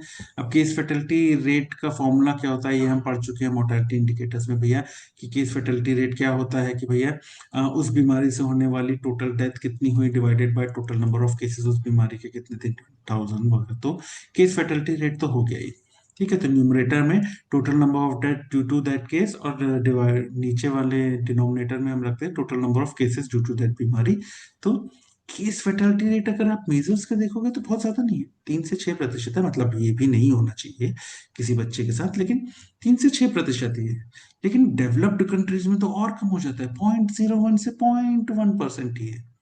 मगर मगर अगर कोई डिस्प्लेस्ड पॉपुलेशन है, या आइसोलेटेड पॉपुलेशन है, ये नाइव पॉपुलेशन है, तब आप देखोगे कि 30% तक हो जाता है।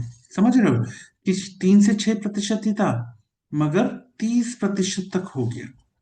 इसमें जैसे कि डिस्प्लेस बोले तो जैसे विस्थापित लोग होते हैं, तो उनमें जो केस फैटेलिटी रेट है ना वो काफी ज्यादा देखने को मिलने लगता है। आइसोलेटेड पॉपुलेशन है, कोई अलग थलग रहने वाली पॉपुलेशन है, ज्यादा एक्सपोजर ही नहीं हुआ है जिनको। अब एक्सपोजर की बात करें तो नाइव पॉपुलेशन होती है, जो कि अनुभवहीन पॉपुलेशन है, जिसको कभी एक्सपोजर ही नहीं हुआ मीजल्स वायरस का। तो ऐसी पॉपुलेशंस में जब एकदम से एक्सपोजर होता है ना, तो केस फर्टिलिटी रेट में ज्यादा 30% तक देखने को मिल जाता है, क्योंकि वो पॉपुलेशन तैयार ही नहीं है, उनमें आपको इम्यूनिटी पॉपुलेशन में है ही नहीं, और आपने एकदम से एक्सपोजर दिखा दिया तो भैया खेल तो हो ही जाएगा। उसके अलावा अगर HIV इंफेक्टेड चिल्ड्रन है तो भाई वैसे ही इम्यूनो कॉम्प्रोमाइज है तो ये तो तोड़ ही देगी बीमारी उनको, तो 50% तक की इस fertility rate HIV infected children में देखने को मिलता है। समझ गए? थोड़ा सा केस फर्टिलिटी रेट भी हमने देख लिया। तो हमने क्लिनिकल फीचर्स देख लिए, फिर कॉम्प्लिकेशंस भी देख लिए, और हमने फिर केस फर्टिलिटी रेट भी देख लिया। अब हम आते हैं डायग्नोसिस पे। डायग्नोसिस से पहले आपको डायग्नोसिस बनाने के लिए जब बोला जाता है, इनफैक्ट आजकल जो आपको क्वेश्चंस आते हैं वो कैसा आता है, डायग्नोसिस बनाने के लिए आपको कैसे बोला जाएगा? आपको कहा जाएगा कि अर्पित, मैंने बोला किसी और को काय को खसरा कराए, अपने ही को करा लेते हैं, जब हम बचपन में थोड़े छोटे हुआ करते थे। तो अर्पित है 1 साल का बच्चा जो कि अर्बन स्लम में रहता है। वो आपकी ओपीडी में आया, और मतलब माँ ही लेके आई होगी। तो उसकी माँ ने कहा कि ये जो बच्चा है इसको हाई ग्रेड फीवर देखने को, काफी ज्यादा बुखार आ रहा है, खांसी भी चल रही है इस बच्चे को, नाक भी बह रही है, और आंखें भी देखोगे तो एकदम लाल मिलेगी। इनफैक्ट माँ ने बताया कि उसको ना उसने कुछ वाइट स्पॉट भी उसके बकल म्यूकोजा में, इनसाइड ऑफ द चीक, गालों के अंदर की तरफ देखे हैं। और उन्होंने ये भी बताया कि कुछ समय पहले फिर इसके बाद कान के पीछे से रैशेस भी उनको देखने को मिले थे, जो कि धीरे धीरे करके चेहरे, गले, ट्रंक और लिम्स में फैल गए। ठीक है। अब और अगर आपको हिस्ट्री की बात करें तो ये अर्बन स्लम में रहता है, और इम्यूनाइजेशन हिस्ट्री जब माँ से पूछी गई तो वो कुछ भी उसके बारे में ज्यादा जानकारी नहीं दे पाई। अब आपसे पूछा जाएगा कि डायग्नोसिस बनाओ। तो आपने देखो यहाँ पे अर्बन स्लम आपको दिख रहा है, तो हमने कहा था कि भैया ओवर क्राउडिंग जो होती है वो बीमारी को फैलाने में काफी इंपॉर्टेंट रोल प्ले करती है। तो आप सोच सकते हो भैया ओवर क्राउडिंग यहाँ पे रही होगी अर्बन स्लम में। तो उसके बाद माने क्या क्या चीजें बताई। पहले तो 1 साल का बच्चा, आपने पहले ही पढ़ा है कि भैया 6 महीने से, डेवलपिंग कंट्री है अपन, अगर 6 महीने से 3 साल तक के में ज्यादा खतरा देखा जाता है, तो वैसे ये 1 साल का है। उसके बाद आप देखोगे कि यार यहाँ पे फीवर देखने को मिल रहा है, कफ देखने को मिल रही है, रनी नोज देखने को मिल रही है, रेडनेस ऑफ आई। तो ये 3 तो आपको कार्डिनल फीचर मिल गए ना। कफ, कोरेजा, कंजक्टिवाइटिस भी देखने को मिल गया आपको।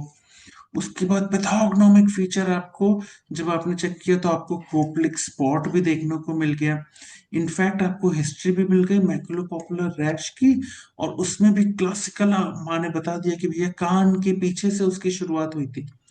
तो ये सारी चीजें किस तरफ इशारा कर रहे हैं? ये सारी चीजें मीजल्स की तरफ इशारा कर रहे हैं। तो ऐसा आपको केस दिया जा सकता है, और फिर आपसे पूछा जा सकता है कि भाई बताओ। तो ऐसे आप डायग्नोसिस बना सकते हो। और फिर जो लैब इन्वेस्टिगेशन है उस पे तो भी आएंगे ही, लेकिन डायग्नोसिस बनाने को बोला जाए तो बना लोगे ना। अब हमने सारे क्लिनिकल, अगर क्लिनिकल फीचर्स आपको पता है ना, तो आप बहुत आसानी से बना सकते हो। ठीक। तो डायग्नोसिस में तो आप वही बता सकते हो, भाई आपको टिपिकल रैश भी दिख रहा है, कोपलिक स्पॉट भी मिल रहा है, तो भाई आप मीजल्स बोल सकते हो। उसके बाद इन्वेस्टिगेशंस की बात करें तो आप ELISA, that is enzyme linked immunosorbent, ऐसे भी लगा सकते हो, जिससे आपको एंटीमीजल्स आईजीएम एंटीबॉडीज वगैरह देखने को मिल सकती हैं उसमें। फिर आप in fact RTPCR, that is reverse transcriptase polymerase chain reaction भी लगा सकते हो, जिससे कि आप मीजल्स वायरस, आरएनए वायरस जो है उसको भी डिटेक्ट कर सकते हो। अब इन सब चीजों के लिए आपको अगर सैंपल लेना है तो कहाँ से लोगे? तो थ्रोट स्वैब आप ले सकते हो, उसके अलावा नेजोफेरेंजियल म्यूकस से भी सैंपल ले सकते हो, या ओरल फ्लूइड का भी सैंपल आप ले सकते हो। तो इस तरह से आप डायग्नोसिस बना सकते हो। ठीक। तो हमने डायग्नोसिस बना लिया, अगर तो हमको डिफरेंशियल डायग्नोसिस भी दिमाग में होना चाहिए, भाई कौन कौन सी बीमारियों से भी इसको अलग करना है। तो यार देखो, इसमें ना हमको रैश वगैरह मिल रहा है, तो रैश से रिलेटेड बीमारियों के नाम ले लो डिफरेंशियल डायग्नोसिस में अपने आप। रूबियोला नहीं बोला है, याद रखना, rubella, that is German measles जो है, उससे डिफरेंशियल डायग्नोस करना पड़ेगा। स्कारलेट फीवर, रोजियोला, कावासाकी डिजीज, इनमें ना अलग अलग रैशेस के पैटर्न देखने मिलते हैं, तो उनसे आपको डिफरेंशियल डायग्नोसिस बनाते आना चाहिए। ठीक।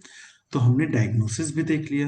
अब थोड़ा सा हम ट्रीटमेंट भी देख लेते हैं कि भाई आपके पास आया है अगर ये केस, तो इसको क्या क्या ट्रीटमेंट देना चाहोगे। तो देखो, कोई स्पेसिफिक ट्रीटमेंट मीजल्स के लिए तो आपके पास अवेलेबल नहीं है। सपोर्टिव केयर के तौर पे जो भी सिम्टम्स आपको मिल रहे हैं उनको रिलीव करने के लिए आप चीजें दे सकते हो।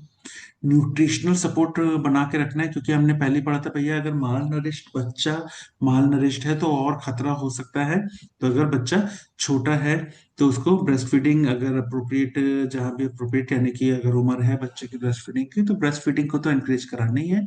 उसके अलावा ओआरएस वगैरह के लिए भी आप बोल सकते हो, क्योंकि डिहाइड्रेशन से भी बच्चे को बचाना है। आपको पता है डायरिया वॉमिटिंग भी देखने को मिल सकती है बच्चे में, तो आप ओआरएस वगैरह भी देते रहना।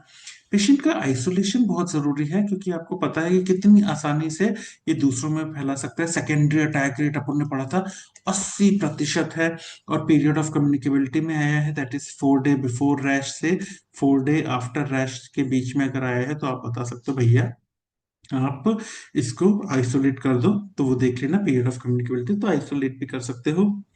उसके बाद उसके अलावा एक और चीज है जो यहाँ लिखी नहीं, दैट इज वैक्सीनेशन ना, उस पॉपुलेशन में आपको वैक्सीनेशन भी कराना है। क्योंकि बहुत तेजी से अगर इसको एक्सपोजर हुआ और बीमारी फैली है, तो जहां भी अर्बन स्लम में रहता है वहां पे जाओ, वहां पे ढूंढो कोई अनइम्यूनाइज्ड इनकम्प्लीटली इम्यूनाइज बच्चे तो नहीं है, वहां बच्चों को टीकाकरण ज्यादा करवाओ, जिससे कि पॉपुलेशन की इम्यूनिटी बेहतर होगी। तो बट ऑब्वियसली वहां के बच्चों में भी आपको इम्यूनिटी अच्छी देखने को मिलेगी, तो वैक्सीनेशन भी एक हो सकता है। इसके अलावा विटामिन ए सप्लीमेंटेशन। अब आप बोलोगे कि सर ये विटामिन ए सप्लीमेंटेशन काय को दे रहे हैं यार, तो हमने पढ़ा था, याद करो, कि जेरोप्थेल्मिया को भी ये प्रेसिपिटेट कर सकता है। मगर हमको हर केस में विटामिन ए सप्लीमेंटेशन नहीं देना है। हमको कब विटामिन ए देना है मीजल्स का, ऐसी जगहों पे जहां पे जो आपका सीएफआर है वो बहुत ज्यादा है, दैट इज जो केस फैटेलिटी रेट है वो मीजल्स का, वो केस फैटेलिटी रेट बहुत ज्यादा है अगर किसी जगह पे, तो वहां पे आपको विटामिन ए से मीजल्स के केसेस को ट्रीट करना है। ठीक है, ऐसा क्यों? क्योंकि आपको पता है कि भैया विटामिन ए की डेफिशिएंसी हो जाएगी तो जरूरतथैलेमिया, एक तो हमसे वैसे ही नहीं संभल रहे हैं मीजल्स, ऊपर से जरूरतथैलेमिया भी हो गया, तो भैया सोने पे सुहागा नहीं बोलेंगे, यहाँ पे गरीबी में आटा गीला बोलेंगे, तो गरीबी में आटा गीला हो जाएगा। तो वो चीज नहीं होने देना। तो अगर किसी जगह पे केस फर्टिलिटी रेट बहुत हाई है, तो वहां पे मीजल्स का केस अगर आपको मिलता है और केस फर्टिलिटी रेट बहुत हाई है, तो आपको शांति से विटामिन ए से भी ट्रीटमेंट दे देना है। अब कितना देंगे विटामिन ए? तो डे 0 में फर्स्ट डोज देनी है, और एक दिन बाद आपको सेकेंड डोज दे देनी है। डे 0 यानी जिस दिन भी बच्चा आपको दिखाने को आया है, आपने बोला कि भाई ये मीजल्स का केस है, और आपको पता है वहां पे केस फर्टिलिटी रेट बहुत हाई है, तो उसी दिन आपने पहली डोज दे दी, और नेक्स्ट डे आपने उसको दूसरी डोज दे दी। कितनी देनी है ये डोजेस? तो ये डोजेस आपको, अगर 6 महीने से कम का बच्चा है तो 50,000 दे दो, 50,000 इंटरनेशनल यूनिट। 6 महीने से 1 साल के बीच का बच्चा है तो 1 लाख इंटरनेशनल यूनिट दे दो, और 1 साल से बड़ा बच्चा है तो 2 लाख इंटरनेशनल यूनिट दे दो। कब कब देनी है? जिस दिन बच्चा दिखाने आया है उस दिन पहली डोज, और एक दिन बाद आपको सेकेंड डोज देनी है। ये तो नॉर्मल ट्रीटमेंट है। मगर अगर जो बच्चा दिखाने आया है मीजल्स के लिए, उसको आपको विटामिन ए डेफिशिएंसी के भी साइन एंड सिम्टम अगर बच्चे में देखने को मिल रहे हैं, बहुत सारे होते हैं, जेरोप्थेल्मिया पे हमने अलग से वीडियो बनाया है, न्यूट्रिशन एंड हेल्थ वाले चैप्टर में जाके देखोगे, प्लेलिस्ट खोलोगे न्यूट्रिशन एंड हेल्थ की, तो आपको विटामिन ए और जेरोप्थेल्मिया वाला आपको मिल जाएगा वीडियो, उसमें आप देख सकते हो। तो जैसे कि बिटर स्पॉट वगैरह ये सब अगर आपको देखने को मिल रहा है, तभी आपको थर्ड डोज देनी है विटामिन ए की। तो ये थर्ड डोज आप कब दोगे? सेकेंड डोज के 4 से 6 हफ्ते बाद आप थर्ड डोज दोगे। और ये थर्ड डोज कब देनी है? हम हर बच्चे को नहीं देनी है, अगर किसी बच्चे में विटामिन ए डेफिशिएंसी के साइन सिम्टम्स देखने को मिल रहे हैं तभी आपको थर्ड डोज देनी है, वरना 2 डोज से काम हो जाएगा। ठीक, तो ये हो गया आपका ट्रीटमेंट अगर आपको मीजल्स का कोई केस आता है तो। अब सबसे आखिरी चीज दैट इज प्रिवेंशन के तौर पे मीजल्स के क्या करेंगे। तो देखो, पहली चीज तो आपको मीजल्स वैक्सीनेशन है, मीजल्स वैक्सीन तो देनी है, जो कि नेशनल इम्यूनाइजेशन शेड्यूल में भी हम दे ही रहे हैं। इम्यूनोग्लोबुलिन का भी एक अहम रोल हुआ करता था पहले, लेकिन क्योंकि अब अच्छी वैक्सीन आ गई है तो इसका रोल काफी कम हो गया है। लेकिन इसकी जरूरत तब पड़ती है जब किसी कारणवश जो वैक्सीन है वो कॉन्ट्राइंडिकेटेड होती है अगर किसी बच्चों में, तो वो भी हम देखेंगे। उसके अलावा पोस्ट एक्सपोजर प्रोफाइलैक्सिस भी देखेंगे कि अगर किसी को, बच्चे को या किसी को मीजल्स के केस से एक्सपोजर हो गया तब क्या करना है। एमआर कैंपेन के बारे में भी थोड़ी सी जानकारी लेंगे, कुछ स्ट्रेटजीज जो मीजल्स रूबेला एलिमिनेशन के लिए इंपॉर्टेंट है, और ग्लोबल मीजल रूबेला स्ट्रेटेजिक फ्रेमवर्क, इसको भी थोड़ा सा हम देखेंगे। ठीक, तो सबसे पहले आ जाते हैं हम मीजल्स वैक्सीनेशन पे। तो ना, मीजल्स वैक्सीनेशन में सबसे इंपॉर्टेंट चीज है, ये जो मीजल्स वैक्सीन है वो कैसी वैक्सीन है, ये आपसे पूछा जाता है। तो ये जो है ये लाइव एटेन्यूएटेड वैक्सीन है ना। यहाँ पे देखोगे तो आपको दिखेगा कि ये लाइव एटेन्यूएटेड वैक्सीन है। और उसके बाद फ्रीज ड्राइड वैक्सीन होती है। याद रखना कि ये जो लाइव एटेन्यूएटेड वैक्सीन है ये फ्रीज ड्राइड वैक्सीन होती है। अगर स्ट्रेन की बात करें तो मोस्ट कॉमन स्ट्रेन तो आपका एडमॉन्स्ट्रोन सैकरिब स्ट्रेन है। ठीक है, उसके अलावा भी स्ट्रेन आपको मिलते हैं जैसे कि स्टुअरिस होता है, मोराटिन होता है, लेकिन जो मोस्ट कॉमन स्ट्रेन है वो याद रखना, दैट इज एडमॉन्स्ट्रोन सैकरिब स्ट्रेन। स्टेबलाइजर्स के तौर पे मीजल वैक्सीन में सॉर्बिटॉल का इस्तेमाल किया जाता है, जिलेटिन का इस्तेमाल किया जाता है, थोड़ा बहुत नियोमाइसिन भी होता है, लेकिन याद रखना थायोमार्सल नहीं होता है। ठीक, तो स्टेबलाइजर्स के तौर पे इनका इस्तेमाल होता है। और अगर इसीलिए कहा जाता है अगर इनसे किसी बच्चे को एलर्जी है तो उसमें कॉन्ट्राइंडिकेटेड होती है मीजल्स वैक्सीन। क्योंकि मीजल वैक्सीन जो होती है वो बहुत ही सेंसिटिव होती है सनलाइट के लिए, इसलिए मीजल्स वैक्सीन के आप ग्लास वायल को देखोगे तो ट्रांसपेरेंट नहीं होते हैं, ऐसे एम्बर कलर के होते हैं, क्योंकि सनलाइट के लिए काफी सेंसिटिव होती है। और ये लेफलाइज वैक्सीन है तो इसको रिकंस्टिट्यूट करना है आपको, तो किससे रिकंस्टिट्यूट करते हैं, इसके साथ जो स्टेराइल डाइल्यूएंट आता है उससे करते हैं। ये sterile diluent actually double distil water होता है। ठीक, और आपको याद रखना है रिकंस्टिट्यूशन के विद इन 4 घंटे में आपको इसका इस्तेमाल कर लेना है, यानी ओपन वायल पॉलिसी के तहत ही नहीं आती है। ठीक, तो फिर वही आ गया आपका, जो आपका मीजल्स है उससे आप निकाल लो 4, तो ये 4 विद इन 4 आवर्स आपको इसको इस्तेमाल करना है। समझ गए? तो ये हो गया आपका मीजल्स वैक्सीन में थोड़ी सी। अभी मीजल्स वैक्सीन में और भी चीजें हमको पता करनी है, जैसे कि रूट ऑफ एडमिनिस्ट्रेशन क्या होता है मीजल वैक्सीन का, दैट इज सबक्यूटेनियसली आप इसको लगाते हो। कितना लगाते हो? 0.5 ml लगाते हो। अब 0.5 ml में ना करीब 1000 या उससे ज्यादा वायरल इन्फेक्टिव यूनिट आपको वैक्सीन स्ट्रेन की मिल जाती है। डोजेस की बात करें तो मुख्यतः तो 2 डोजेस आपकी हैं, MCV 1, that is MCV is measle containing vaccine. तो एमसीवी 1 इज 9वें महीने में, नेशनल इम्यूनाइजेशन शेड्यूल की बात करें 9वें महीने में आप पहली डोज लगाओगे, और फिर 16वें से 24वें महीने में आप दूसरी डोज लगा सकते हो। तो किताबों में अलग अलग दिया है, मैंने अपने में नेशनल इम्यूनाइजेशन शेड्यूल वाली डोज डाली है। तो ये तो आपको 2 डोज देनी है प्रिवेंशन के तौर पे मीजल्स वैक्सीन की। तो अगर आपसे कोई पूछता है मीजल्स वैक्सीन कब दे सकते हैं, तो भाई पहली डोज आप 9वें महीने में देते हो, दूसरी 16वें से 24वें महीने में आप दे देते हो।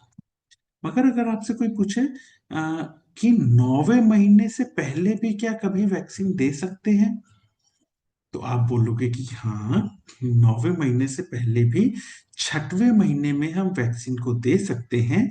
और वो जो 6वें महीने में वैक्सीन देते हैं वो एमसीवी 1 एमसीवी 2 नहीं, वो कौन सी हो जाएगी, एमसीवी 0 कहलाएगी।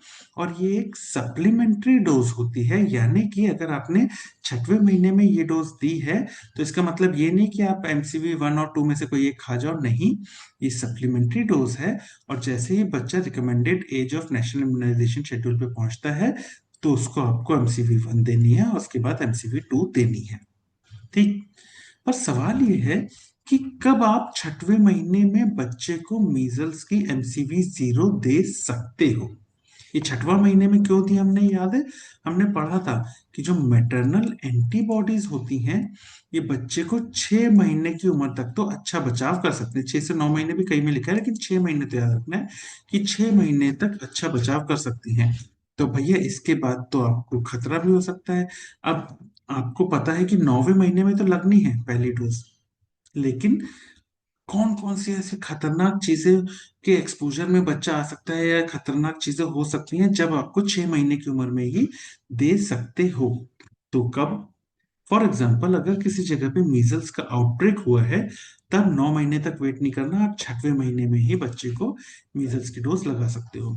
अगर कोई एंडेमिक कंट्रीज हैं जहां पे रेगुलर बेसिस पे आउटब्रेक देखने को मिल रहा है, वहां पे भी आप 6वें महीने में लगा सकते हो। इनफैक्ट, अगर जो बच्चा है वो किसी ऐसी कंट्री में ट्रेवल करने वाला है जहां पे मीजल्स आउटब्रेक देखने को मिल रहे हैं, तब भी आप उस बच्चे को 9 महीने तक वेट नहीं करना, 6वें महीने में लगा सकते हो। उसके बाद फिर वही डिस्प्लेस पॉपुलेशन है, रिफ्यूजी पॉपुलेशन है, कन्फ्लिक्ट जोन है। तो ये हमने पढ़ा ही था कि भैया ये तो वैसी एट रिस्क पॉपुलेशंस होती हैं, यहाँ पे तो और ज्यादा देखने को मिल सकता है। तो अगर ऐसी जगह का बच्चा है तो आपको पता है कि ये एट रिस्क है, तो यहाँ पे भी आप लगा सकते हो। तो मतलब ये जो कॉन्फ्लिक्ट जोन या रिफ्यूजी मतलब वॉर रेडेड एरियाज जो होते हैं वहां पे भी, तो ऐसी जगहों पे भी आप बच्चे को 6वें महीने में लगा सकते हो। ठीक। या फिर अगर कोई बच्चा जो कि मीजल्स केस के कांटेक्ट में आया है और ये आपको कंफर्म है कि यार वो मीजल्स केस था, इसके कांटेक्ट में है, तब भी आप 6वें महीने में लगा सकते हो। या फिर अगर कोई बच्चा जो कि एचआईवी इन्फेक्टेड मदर से पैदा हुआ है, उसको भी आप लगा सकते हो। ठीक। क्योंकि ये सभी एट रिस्क बच्चे हैं, तो आपको 9 महीने तक वेट नहीं करना, 6वें महीने ही लगा सकते हो। ठीक। अब मीजल्स वैक्सीन के बारे में बात कर ही रहे हैं तो हम ये देख लेते हैं किस किस तरह की अवेलेबल होती है। तो हमारे पास मोनोवेलेंट भी अवेलेबल होती है और कंबाइंड कॉम्बिनेशन में भी। मोनोवेलेंट सिर्फ मीजल्स कंटेनिंग वैक्सीन जो होती है, एमसीवी, तो हमारे पास सिर्फ मीजल्स वाली है। इनफैक्ट पहले हम सिर्फ मीजल्स वाली देते थे, फिर एमआर कैंपेन आया, उसके बाद हम एमआर वैक्सीन देने लगे। तो कॉम्बिनेशन में हमारे पास अभी जो हम नेशनल इम्यूनाइजेशन शेड्यूल में यूज कर रहे हैं, ये एमआर वैक्सीन यूज करते हैं, मीजल्स और रुबेला। एमएमआर या एमएमआरवी मत बोलना, इनको हम नेशनल इम्यूनाइजेशन शेड्यूल में यूज नहीं कर रहे। एमआर कैंपेन ही आया था, एमएमआर कैंपेन थोड़ी आया था। एमआर कैंपेन आया था, एमआर वैक्सीन हम नेशनल इम्यूनाइजेशन शेड्यूल में यूज कर रहे हैं। इनफैक्ट एमएमआर भी होती है, that is measles mumps rubella वाली वैक्सीन भी हमारे पास अवेलेबल होती है। In fact measles measles mumps rubella varicella, ये वाली भी हमारे पास अवेलेबल होती है। मीजल्स मम्स रुबेला और वेरिसेला वाली वैक्सीन भी हमारे पास अवेलेबल होती है कॉम्पिटिशन में। मगर हम जो नेशनल इम्यूनाइजेशन शेड्यूल में देते हैं, वो कौन सी देते हैं? हम देते हैं मीजल्स और रुबेला वाली एमआर वैक्सीन देते हैं। ठीक।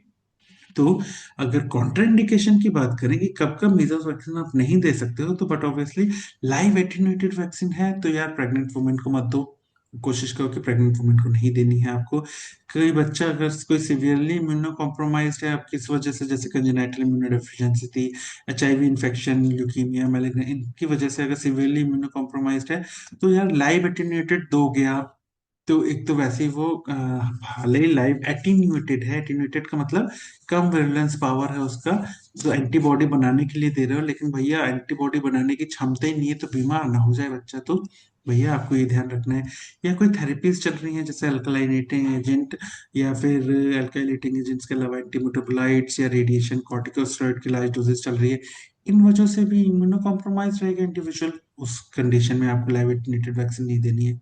या इनफैक्ट अगर वो एलर्जिक है उन चीजों से जो कि आपने आपकी वैक्सीन के अंदर है, जैसे कि नियोमाइसिन, जिलेटिन, ये सब याद है हमने, सॉर्बिटॉल, ये सब हमने स्टेबलाइजर्स के तौर पे डाले थे।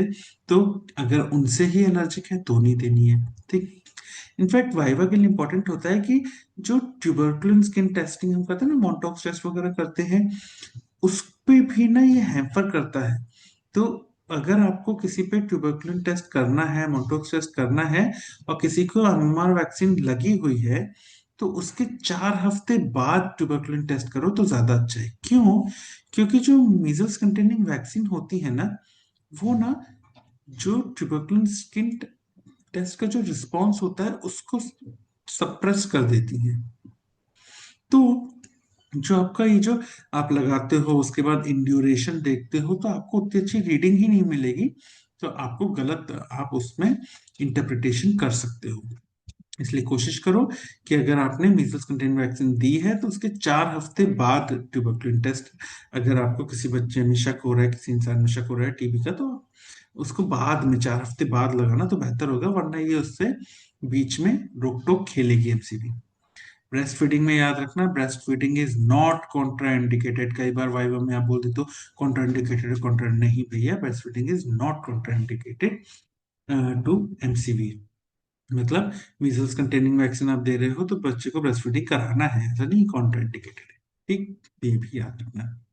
अब मीजल्स वैक्सीनेशन में इम्यूनिटी की अगर बात करें तो लगभग टीका लगने के 11 से 12 दिन के अंदर आपको इम्यूनिटी आ जाती है और लाइफ लॉन्ग रहेगी। क्यों? हमने पहले पढ़ा कि भैया एक सीरोटाइप है तो लाइफ लॉन्ग इम्यूनिटी। प्रोटेक्शन की बात करो तो एक डोज के बाद करीब 85% और 2 डोज के बाद करीब 98% देखने को मिला। ये तो इनफैक्ट आप ज्यादातर वैक्सीन में देखते हो प्राइमरी रिस्पॉन्स आपको इतना मिलता है, लेकिन आप सेकेंड डोज के बाद, सेकेंड एक्सपोजर के बाद अच्छा खासा सेकेंडरी इम्यून रिस्पॉन्स आपको देखने को मिलता है। इनफैक्ट NFHS5 डेटा के हिसाब से अगर हम भारत की बात करें तो करीब 88% जो 1 से 2 साल के बच्चे हैं उनमें फर्स्ट डोज तो लग ही चुकी है। इनफैक्ट करीब 32% 2 से 3 साल के बच्चों में सेकेंड डोज भी लग चुकी है।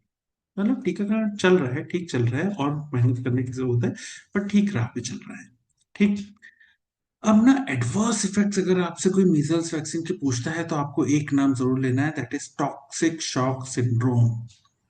टॉक्सिक शॉक सिंड्रोम आप ले तो लेते हो यार कि मीजल्स वैक्सीन का आप एडवर्स इफेक्ट पड़ा टॉक्सिक शॉक सिंड्रोम, लेकिन होता क्या है भैया उसमें, और क्यों होता है ये भी पता होना चाहिए। तो अगर कंटेमिनेटेड मीजल वैक्सीन आपने किसी को लगा दी, या फिर आपने रिकंस्टिट्यूट किया उसके 4 घंटे बाद अगर किसी को लगा दी, तब टॉक्सिक शॉक सिंड्रोम हो सकता है। और उसमें होता क्या है, diarrhoea, vomiting, high grade fever, in fact अगर ध्यान ना दिया जाए अच्छे से तो विद इन 48 आवर्स डेथ भी हो सकती है। तो आपको थोड़ा ध्यान देना है, और टॉक्सिक शॉक सिंड्रोम क्या होता है ये पता होना चाहिए। ठीक। तो हमने मीजल्स वैक्सीन तो देख ली, थोड़ा सा इम्यूनोग्लोबुलिन भी देख लेते हैं। तो इम्यूनोग्लोबुलिन डब्ल्यूएचओ के हिसाब से जो डोज है दैट इज 0.25 ml पर केजी बॉडी वेट के हिसाब से आपको सब्क्यूटेनियस देनी है। एक्सपोजर अगर बच्चे को हुआ है तो विद इन 3 to 4 डेज आप बच्चे को इम्यूनोग्लोबुलिन दे सकते हो। मगर आपको ये ध्यान रखना है कि अगर कोई पैसिवली इम्यूनाइज बच्चा है, अगर आपने बच्चे को एक्सपोजर हो गया और आपने इम्यूनोग्लोबुलिन दे दी, तो आपको इम्यूनोग्लोबुलिन लगने के 8 से 12 हफ्ते बाद आप मीजल वैक्सीन उस बच्चे को दे सकते हो। तो भैया अगर कोई बच्चा बोले कि आ गया आपके पास, सर इसको एक्सपोजर हो गया है, तो आप उसको इम्यूनोग्लोबुलिन तो दे दोगे, मगर अगर उस बच्चे का टाइम आ रहा है नेशनल इम्यूनाइजेशन शेड्यूल में कि भाई उसको टीका लगना है, तो आपको पता है कि पैसिव इम्यूनाइजेशन अगर आपने उसका किया है तो उसके 8 से 12 हफ्ते बाद आपको एक्टिव इम्यूनाइजेशन के तौर पर मीजल वैक्सीन देनी है। ठीक। हालांकि अब उतनी ज्यादा जरूरत इम्यूनोग्लोबुलिन की नहीं पड़ती है, क्योंकि आपके पास एक बहुत बढ़िया लाइव एटेन्यूएटेड वैक्सीन अवेलेबल है। ठीक।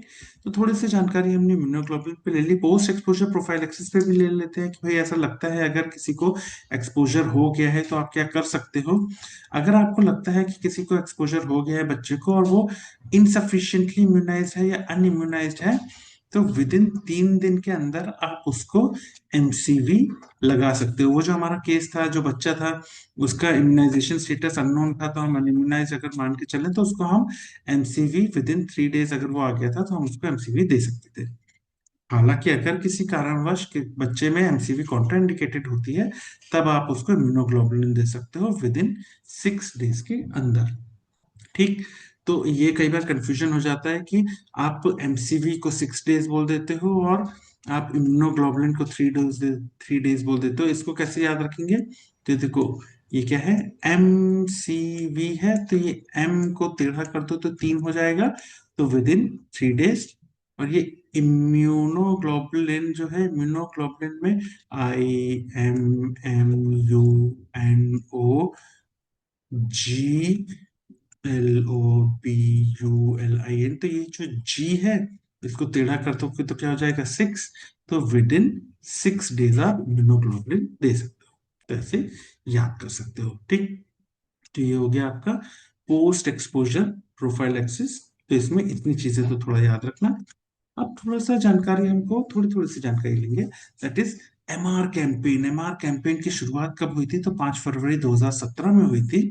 जो भारत की national technical advisory group of immunization है, उन्होंने रिकमेंड किया था कि जो नेशनल इम्यूनाइजेशन शेड्यूल में हम मीजल्स दे रहे हैं, मीजल्स की जगह पे अब हमको एमआर वैक्सीन, मीजल्स वैक्सीन की जगह पे एमआर वैक्सीन यानी मीजल्स और रुबेला दोनों वैक्सीन को साथ में देनी है। तो जो जो डोजेस नेशनल इम्यूनाइजेशन शेड्यूल में हम सिर्फ मीजल्स की दे रहे थे, अब उसकी जगह पे हम एमआर वैक्सीन जैसे मीजल्स और रुबेला वैक्सीन देते हैं। ठीक, इसका मुख्य उद्देश्य था कि करीब 35 मिलियन से ज्यादा बच्चों जो कि 9 महीने से 5 साल की उम्र के हैं, उनका मेन टारगेट था, उनको वैक्सीनेट करना था। लॉन्च के बाद से करीब 20 करोड़ बच्चों को ये टीका लग चुका है अलग 30 स्टेट्स और यूनियन टेरिटरीज में। ठीक, तो ये थोड़ी सी मीज एमआर कैंपेन के बारे में थोड़ा सा आपको याद रहना चाहिए। तो ये एमआर कैंपेन जो है आपका, ये काफी इंपॉर्टेंट है, आपसे वाइवा में कभी कभी पूछ लिया जाता है। ठीक, थोड़ी सी स्ट्रैटेजीज देख लेते हैं कि भाई स्ट्रैटेजीज क्या होनी चाहिए मीजल्स रुबेला एलिमिनेशन के लिए। तो अगर मीजल्स रुबेला एलिमिनेट करना है आपको, तो आपको ना करीब 95% पॉपुलेशन को इम्यूनाइज करना पड़ेगा। और इसके लिए आपको जो 2 डोजेस हैं किसी भी रीजन और कंट्री में, उसका कवरेज करीब 95% तक तो होना चाहिए। तो हमने देखा अभी सेकेंड डोज का कवरेज उतना ज्यादा नहीं हुआ है, तो आपको दोनों डोज का कवरेज बढ़ाना है। उसके अलावा पेशेंट बेस्ड सर्वेलेंस सिस्टम होना चाहिए और उसके लिए आपको एडिक्वेट लेबोरेटरी सपोर्ट चाहिए। तो इनफैक्ट डब्ल्यूएचओ कोशिश कर रहा है लगातार स्ट्रेंथन करने की अपना global measles rubella laboratory network. आप देखोगे दुनिया भर में वो कोशिश कर रहे हैं इस नेटवर्क को और अच्छे से अच्छा करने की। उसके अलावा आपको लोगों के अंदर लोगों को जागरूक करना है कि वो मीजल्स खसरे की टीके के प्रति कॉन्फिडेंट हो सके और डिमांड कर सके, मतलब कॉन्फिडेंस हो सके कि हाँ भैया ये टीका अच्छा होता है, बच्चे को बचाव करता है। इनफैक्ट वो खुद से आए कि हाँ भैया हमारे बच्चे की उम्र हो गई है, अब इसको खसरे का टीका लगवाया जा सके। तो ये कुछ स्ट्रेटेजीज हैं जिन पे हमको काम करना है। सबसे आखिरी में हम देख लेते हैं global measles rubella strategic framework for 2001 to 2030। इनका मुख्य उद्देश्य क्या है कि भैया उनको चाहिए ऐसी दुनिया जहां पे मीजल्स और रूबेला ना हो। इनका मेन एम क्या है? इनका मेन एम है कि रीजनल लेवल पे जितने भी मीजल्स रूबेला एलिमिनेशन गोल्स हैं उनको अचीव किया जा सके और सस्टेन कर सके। स्ट्रेटजीज के तहत सबसे पहली स्ट्रेटजी है मीजल्स रूबेला से रिलेटेड एक्टिविटीज को जो प्राथमिक स्वास्थ्य केंद्र है, पीएचसी है, उसके सिस्टम में पूरी तरह से इनकॉर्पोरेट कर सके, उनके कंपोनेंट के साथ मिला सके। वही जो कम्युनिटी डिमांड हमको बढ़ानी है कि लोग खुद से आए कि हमारे बच्चे को टीका लगाइए खसरे का। जो इम्यूनिटी गैप है उसको हमको कम करना है, उसके लिए हम कांटेक्ट पॉइंट ज्यादा से ज्यादा बढ़ाने चाहिए। जैसे कि हम सिर्फ सब सेंटर या फिर आंगनवाड़ी सेंटर पे करते हैं, उसके अलावा आउटरीच एक्टिविटीज करें जिससे कि जो अंडर सर्व्ड एरियाज हैं उन तक हम पहुंच सके। उसके अलावा जो सेकेंड रूटीन डोज है हमारी, उसका हमको बढ़ाना है, क्योंकि हमने देखा कि भैया 95% तक करना है। सेकेंड डोज का कवरेज हमको बढ़ाना है, इसके लिए हम कैचअप वैक्सीनेशन कैंपेन चला सकते हैं। आउटब्रेक प्रिपेयर्डनेस लोगों को करानी है। क्वालिटी वैक्सीन लंबे समय तक और समय समय पे मिल सके, इसका ध्यान रखना है। उसके अलावा रिसर्च डेवलपमेंट और इनोवेशन पे भी हमको ध्यान देना है वैक्सीन से रिलेटेड। ठीक, तो इतनी चीजें तो हमको पता होनी चाहिए। अगर मैं बात करूं सवाल की, तो यार देखो मीजल्स रेस्पिरेटरी इन्फेक्शन में मीजल्स बहुत इंपॉर्टेंट होता है, इस पे आपको बड़ा क्वेश्चन आ सकता है। अगर मैं बात करूं सवाल की, तो ना थ्योरी में आपको सीधा सीधा मीजल्स पे एपिडेमियोलॉजी ऑफ मीजल्स बताओ, उसके प्रिवेंशन के तौर पे क्या क्या करना है, एक तो ऐसे ही सवाल आ सकता है। इनफैक्ट आजकल जो सवाल आ रहा है वो ऐसा आ रहा है जो केस बेस्ड आपको सवाल आता है, वो कुछ ऐसा सवाल आ सकता है, उसके बाद बोल सकते हैं डायग्नोसिस करो फिर ट्रीटमेंट और प्रिवेंटिव मोडालिटीज बताओ, इस तरह का आपको थ्योरी पे सवाल आ सकता है। ठीक, उसके अलावा आपको मीजल्स वैक्सीन पे भी आपको थ्योरी में सवाल आ सकता है। ठीक, उसके बाद अगर मैं वाइवा की बात करूं, तो वाइवा में ना आपसे पूछ लिया जाता है कि भाई इसका दूसरा नाम क्या है, ये बता दो। तो आपको वाइवा में बताते आना चाहिए कि इसका दूसरा नाम क्या है। कई बार जर्मन मीजल्स बोल देते हैं, तो आप मीजल्स से कंफ्यूज मत होना। ठीक, वाइवा में आपसे पूछा जा सकता है क्यों दुनिया में और भारत में इसके केसेस बढ़े हुए देखने को मिले 21-22 में, तो वो भी आपको बताते आना चाहिए वाइवा में। उसके बाद अगर आपसे वाइवा में पूछा जाए कि भाई ह्यूमन के अलावा दूसरों में क्यों नहीं देखने मिलता है, तो आपको बताते आना चाहिए कि भाई एक ही सीरोटाइप है इसलिए, और इनएक्टिवेट कैसे होते हैं ये भी बताते आना चाहिए वाइवा के लिए। ठीक। Source of infection, infective material पे वाइवा में क्वेश्चन पूछ सकते हैं, क्योंकि सिर्फ ह्यूमन सोर्स होता है, एनिमल रिजर्वायर नहीं मिलता है, तो ये आपको बताते आना चाहिए। कम्युनिकेबिलिटी बहुत इंपॉर्टेंट है, 4 दिन पहले से 4 दिन बाद तक ये कई बार पूछा जाता है। और सेकेंडरी अटैक रेट क्या होता है और मीजल्स का कितना है, ये भी पूछा जाता है आपसे वाइवा में। ठीक। वाइवा के तहत आपको ये पूछ लिया जाता है एक अटैक लाइफ लॉन्ग इम्यूनिटी क्यों दे देता है, और माँ की एंटीबॉडीज कितने समय तक बचाव कर सकती हैं। तो ये दोनों चीजें आपसे वाइवा में बताते आना चाहिए। टेम्परेट जोन, ट्रॉपिकल जोन क्या होती हैं, और भारत में ये ड्राई और विंटर सीजन दोनों में क्यों मिलता है, ये भी बताते आना चाहिए। ठीक। मोड ऑफ ट्रांसमिशन क्या होता है, कब से कब तक फैलती है, ये आपसे वाइवा में पूछ सकते हैं। इंक्यूबेशन पीरियड 10 से 14 दिन, तो ये 10 और 14 कैसे आया, ये भी वाइवा में पूछा जा सकता है। स्टेजेस, तीनों स्टेजेस के बारे में आपसे पूछ सकते हैं, तो तीनों स्टेजेस में प्रोड्रोमल स्टेज के सारे साइन एंड सिम्टम्स। कोपलिक स्पॉट क्या होता है, देखो वाइवा में कई बार बोलते हैं स्पॉट्स में कोपलिक स्पॉट बताओ, और फिर आपसे पूछा जाता है कि भाई कोपलिक स्पॉट के बारे में ये सारी चीजें बताओ, और बिटेड स्पॉट पूछ लिया जाता है। इनफैक्ट कई बार बोला जाता है क्या एक ही इंसान के अंदर कोपलिक और बिटेड स्पॉट मिल सकता है, तो हमने देखा भी था कि भाई अगर बिटेड स्पॉट भी देखने को मिल रहा है तो विटामिन एक ही थर्ड डोज देख दी जाती है। तो और हमने ये भी देखा कि भाई मीजल्स जो है वो प्रेसिपिटेट कर देता है सबथेल्मिया को, तो हाँ भैया देखने को मिल सकता है। तो ये सब वाइवा में पूछा जाता है। 3 C's आपसे पूछे जा सकते हैं, कफ कोरेजा कंजक्टिवाइटिस, ये भी बताते आना चाहिए। रैश पे वाइवा में पूछ लिया जाता है, रैश से रिलेटेड कि भाई रैशेस के बारे में सारी जानकारी दो, तो वाइवा के तहत आपको सारा बताना चाहिए कि कान के पीछे से शुरुआत होती, बहुत इंपॉर्टेंट है, और फिर कहाँ कहाँ फैलता है, रैश आता है तो एंटीबॉडीज बढ़ती है, ये सब कुछ वाइवा के लिए बहुत इंपॉर्टेंट है। ठीक। पोस्ट मीजल स्टेज में वेट लॉस, वेट कॉम्प्लिकेशंस पूछे जाते हैं, तो पहले बड़े बड़े नाम मत लेना, छोटे छोटे नाम लेना, जब वो पूछे तब बताना। और कॉम्प्लिकेशन में प्रेसिपिटेट कर सकता है जरूरतलमिया को, इसलिए प्रिवेंटिबल चाइल्डहुड ब्लाइंडनेस का भी वजह होती है, ये भी पूछा जा सकता है। केस फैटलिटी रेट कब बढ़ सकता है, ये वाइवा में पूछ सकते हैं। ठीक। उसके अलावा डायग्नोसिस कैसे करोगे, ये भी वाइवा में पूछा जा सकता है। डिफरेंशियल डायग्नोसिस तो वाइवा में पूछ ही लेते हैं। ठीक। ट्रीटमेंट के तौर पे आपसे ये विटामिन ए सप्लीमेंटेशन की थर्ड डोज कई बार पूछ ली जाती है, क्यों देते हैं, कब देते हैं, तो ये बताते आना चाहिए। मीजल वैक्सीन पे तो भैया सीधा आपकी टेबल वाइवा पे ही सामने रखी रहती है, तो क्या होती है, कौन सा स्ट्रेन होता है, किस तरह की होती है, किससे आप, क्यों ये एम्बर कलर में होती है, ये पूछ लिया जाता है। डाइल्यूएंट क्या होता है, स्टेबलाइजर्स पे भी वाइवा में पूछा जाता है, स्ट्रेन कौन सा होता है, ये सारे आपको वाइवा के तहत पूछे जाने वाले सवाल हैं। ठीक। उसके बाद किस किस तरह की आती हैं, ये भी आपसे पूछ सकते हैं, तो आपको सारे टाइप्स बताते आने चाहिए वाइवा के लिए। कॉन्ट्राइंडिकेशन आपको बताते आना चाहिए। उसके अलावा टॉक्सिक शॉक सिंड्रोम, इसके एडवर्स इफेक्ट के तौर पे आपको बताते आना चाहिए। ठीक। इम्यूनोग्लोबुलिन के बारे में थोड़ी सी पूछ सकते हैं कि वैसे तो नहीं, लेकिन अगर देनी है तो कब दोगे। एमआर पोस्ट एक्सपोजर प्रोफाइलेक्सिस आपसे वाइवा में पूछा जा सकता है। एमआर कैंपेन आपसे पूछी जा सकती है, कब शुरू हुई थी और खासकर कौन से एज ग्रुप के लिए थी, ये आपसे वाइवा में पूछा जा सकता है। स्ट्रेटजीज और फ्रेमवर्क के बारे में आपसे वाइवा में पूछा जा सकता है। ठीक। तो ये तो हो गई वाइवा की बात। अगर मैं बात करूं एमसीक्यूज की, तो देखो एमसीक्यूज जो जो मुझे मिले और जो जिस जिस पे सवाल आ सकता है वो अपन देख लेते हैं। तो भाई अगर हम बात करें एमसीक्यूज की, तो ना कौन सी जीनस और फैमिली, इस पे एमसीक्यू आ सकता है। दूसरा नाम क्या होता है, इस पे एमसीक्यू आपको आ सकता है। ठीक। उसके अलावा एमसीक्यू मुझे को मिला था साइक्लिकल ट्रेंड, इस पे मिलते हैं, तो इस पे मेरे को एमसीक्यू मिल चुका है। ठीक है। उसके अलावा एक ही सीरो टाइप होता है, इस पे एमसीक्यू आ सकता है आपको, किस किस से इनएक्टिवेट हो सकती है, इस पे एमसीक्यू आ सकता है।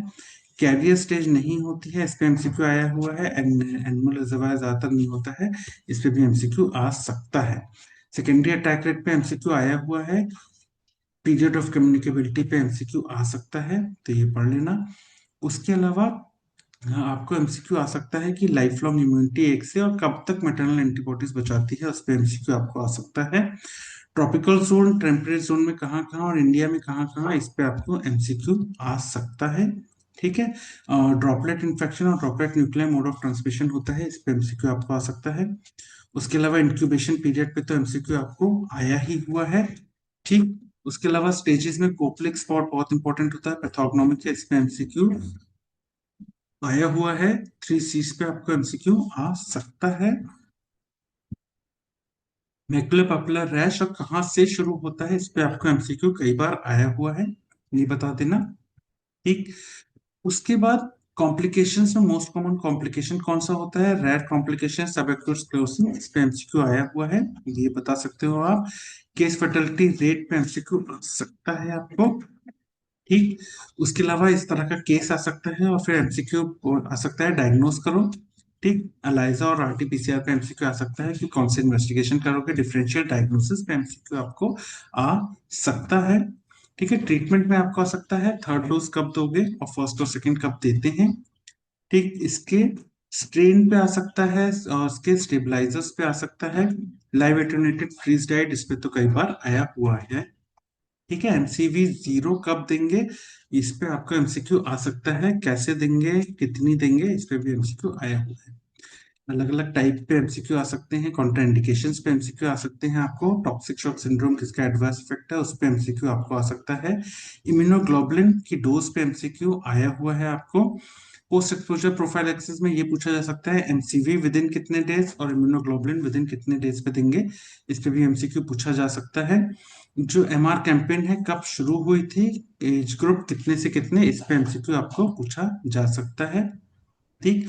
और ग्लोबल फ्रेमवर्क कब से कब तक है, इस पे आपको एमसीक्यू आ सकता है। ठीक। तो इतनी चीजें हैं जो आपको मीजल्स के तहत पता ही होनी चाहिए। Thank you.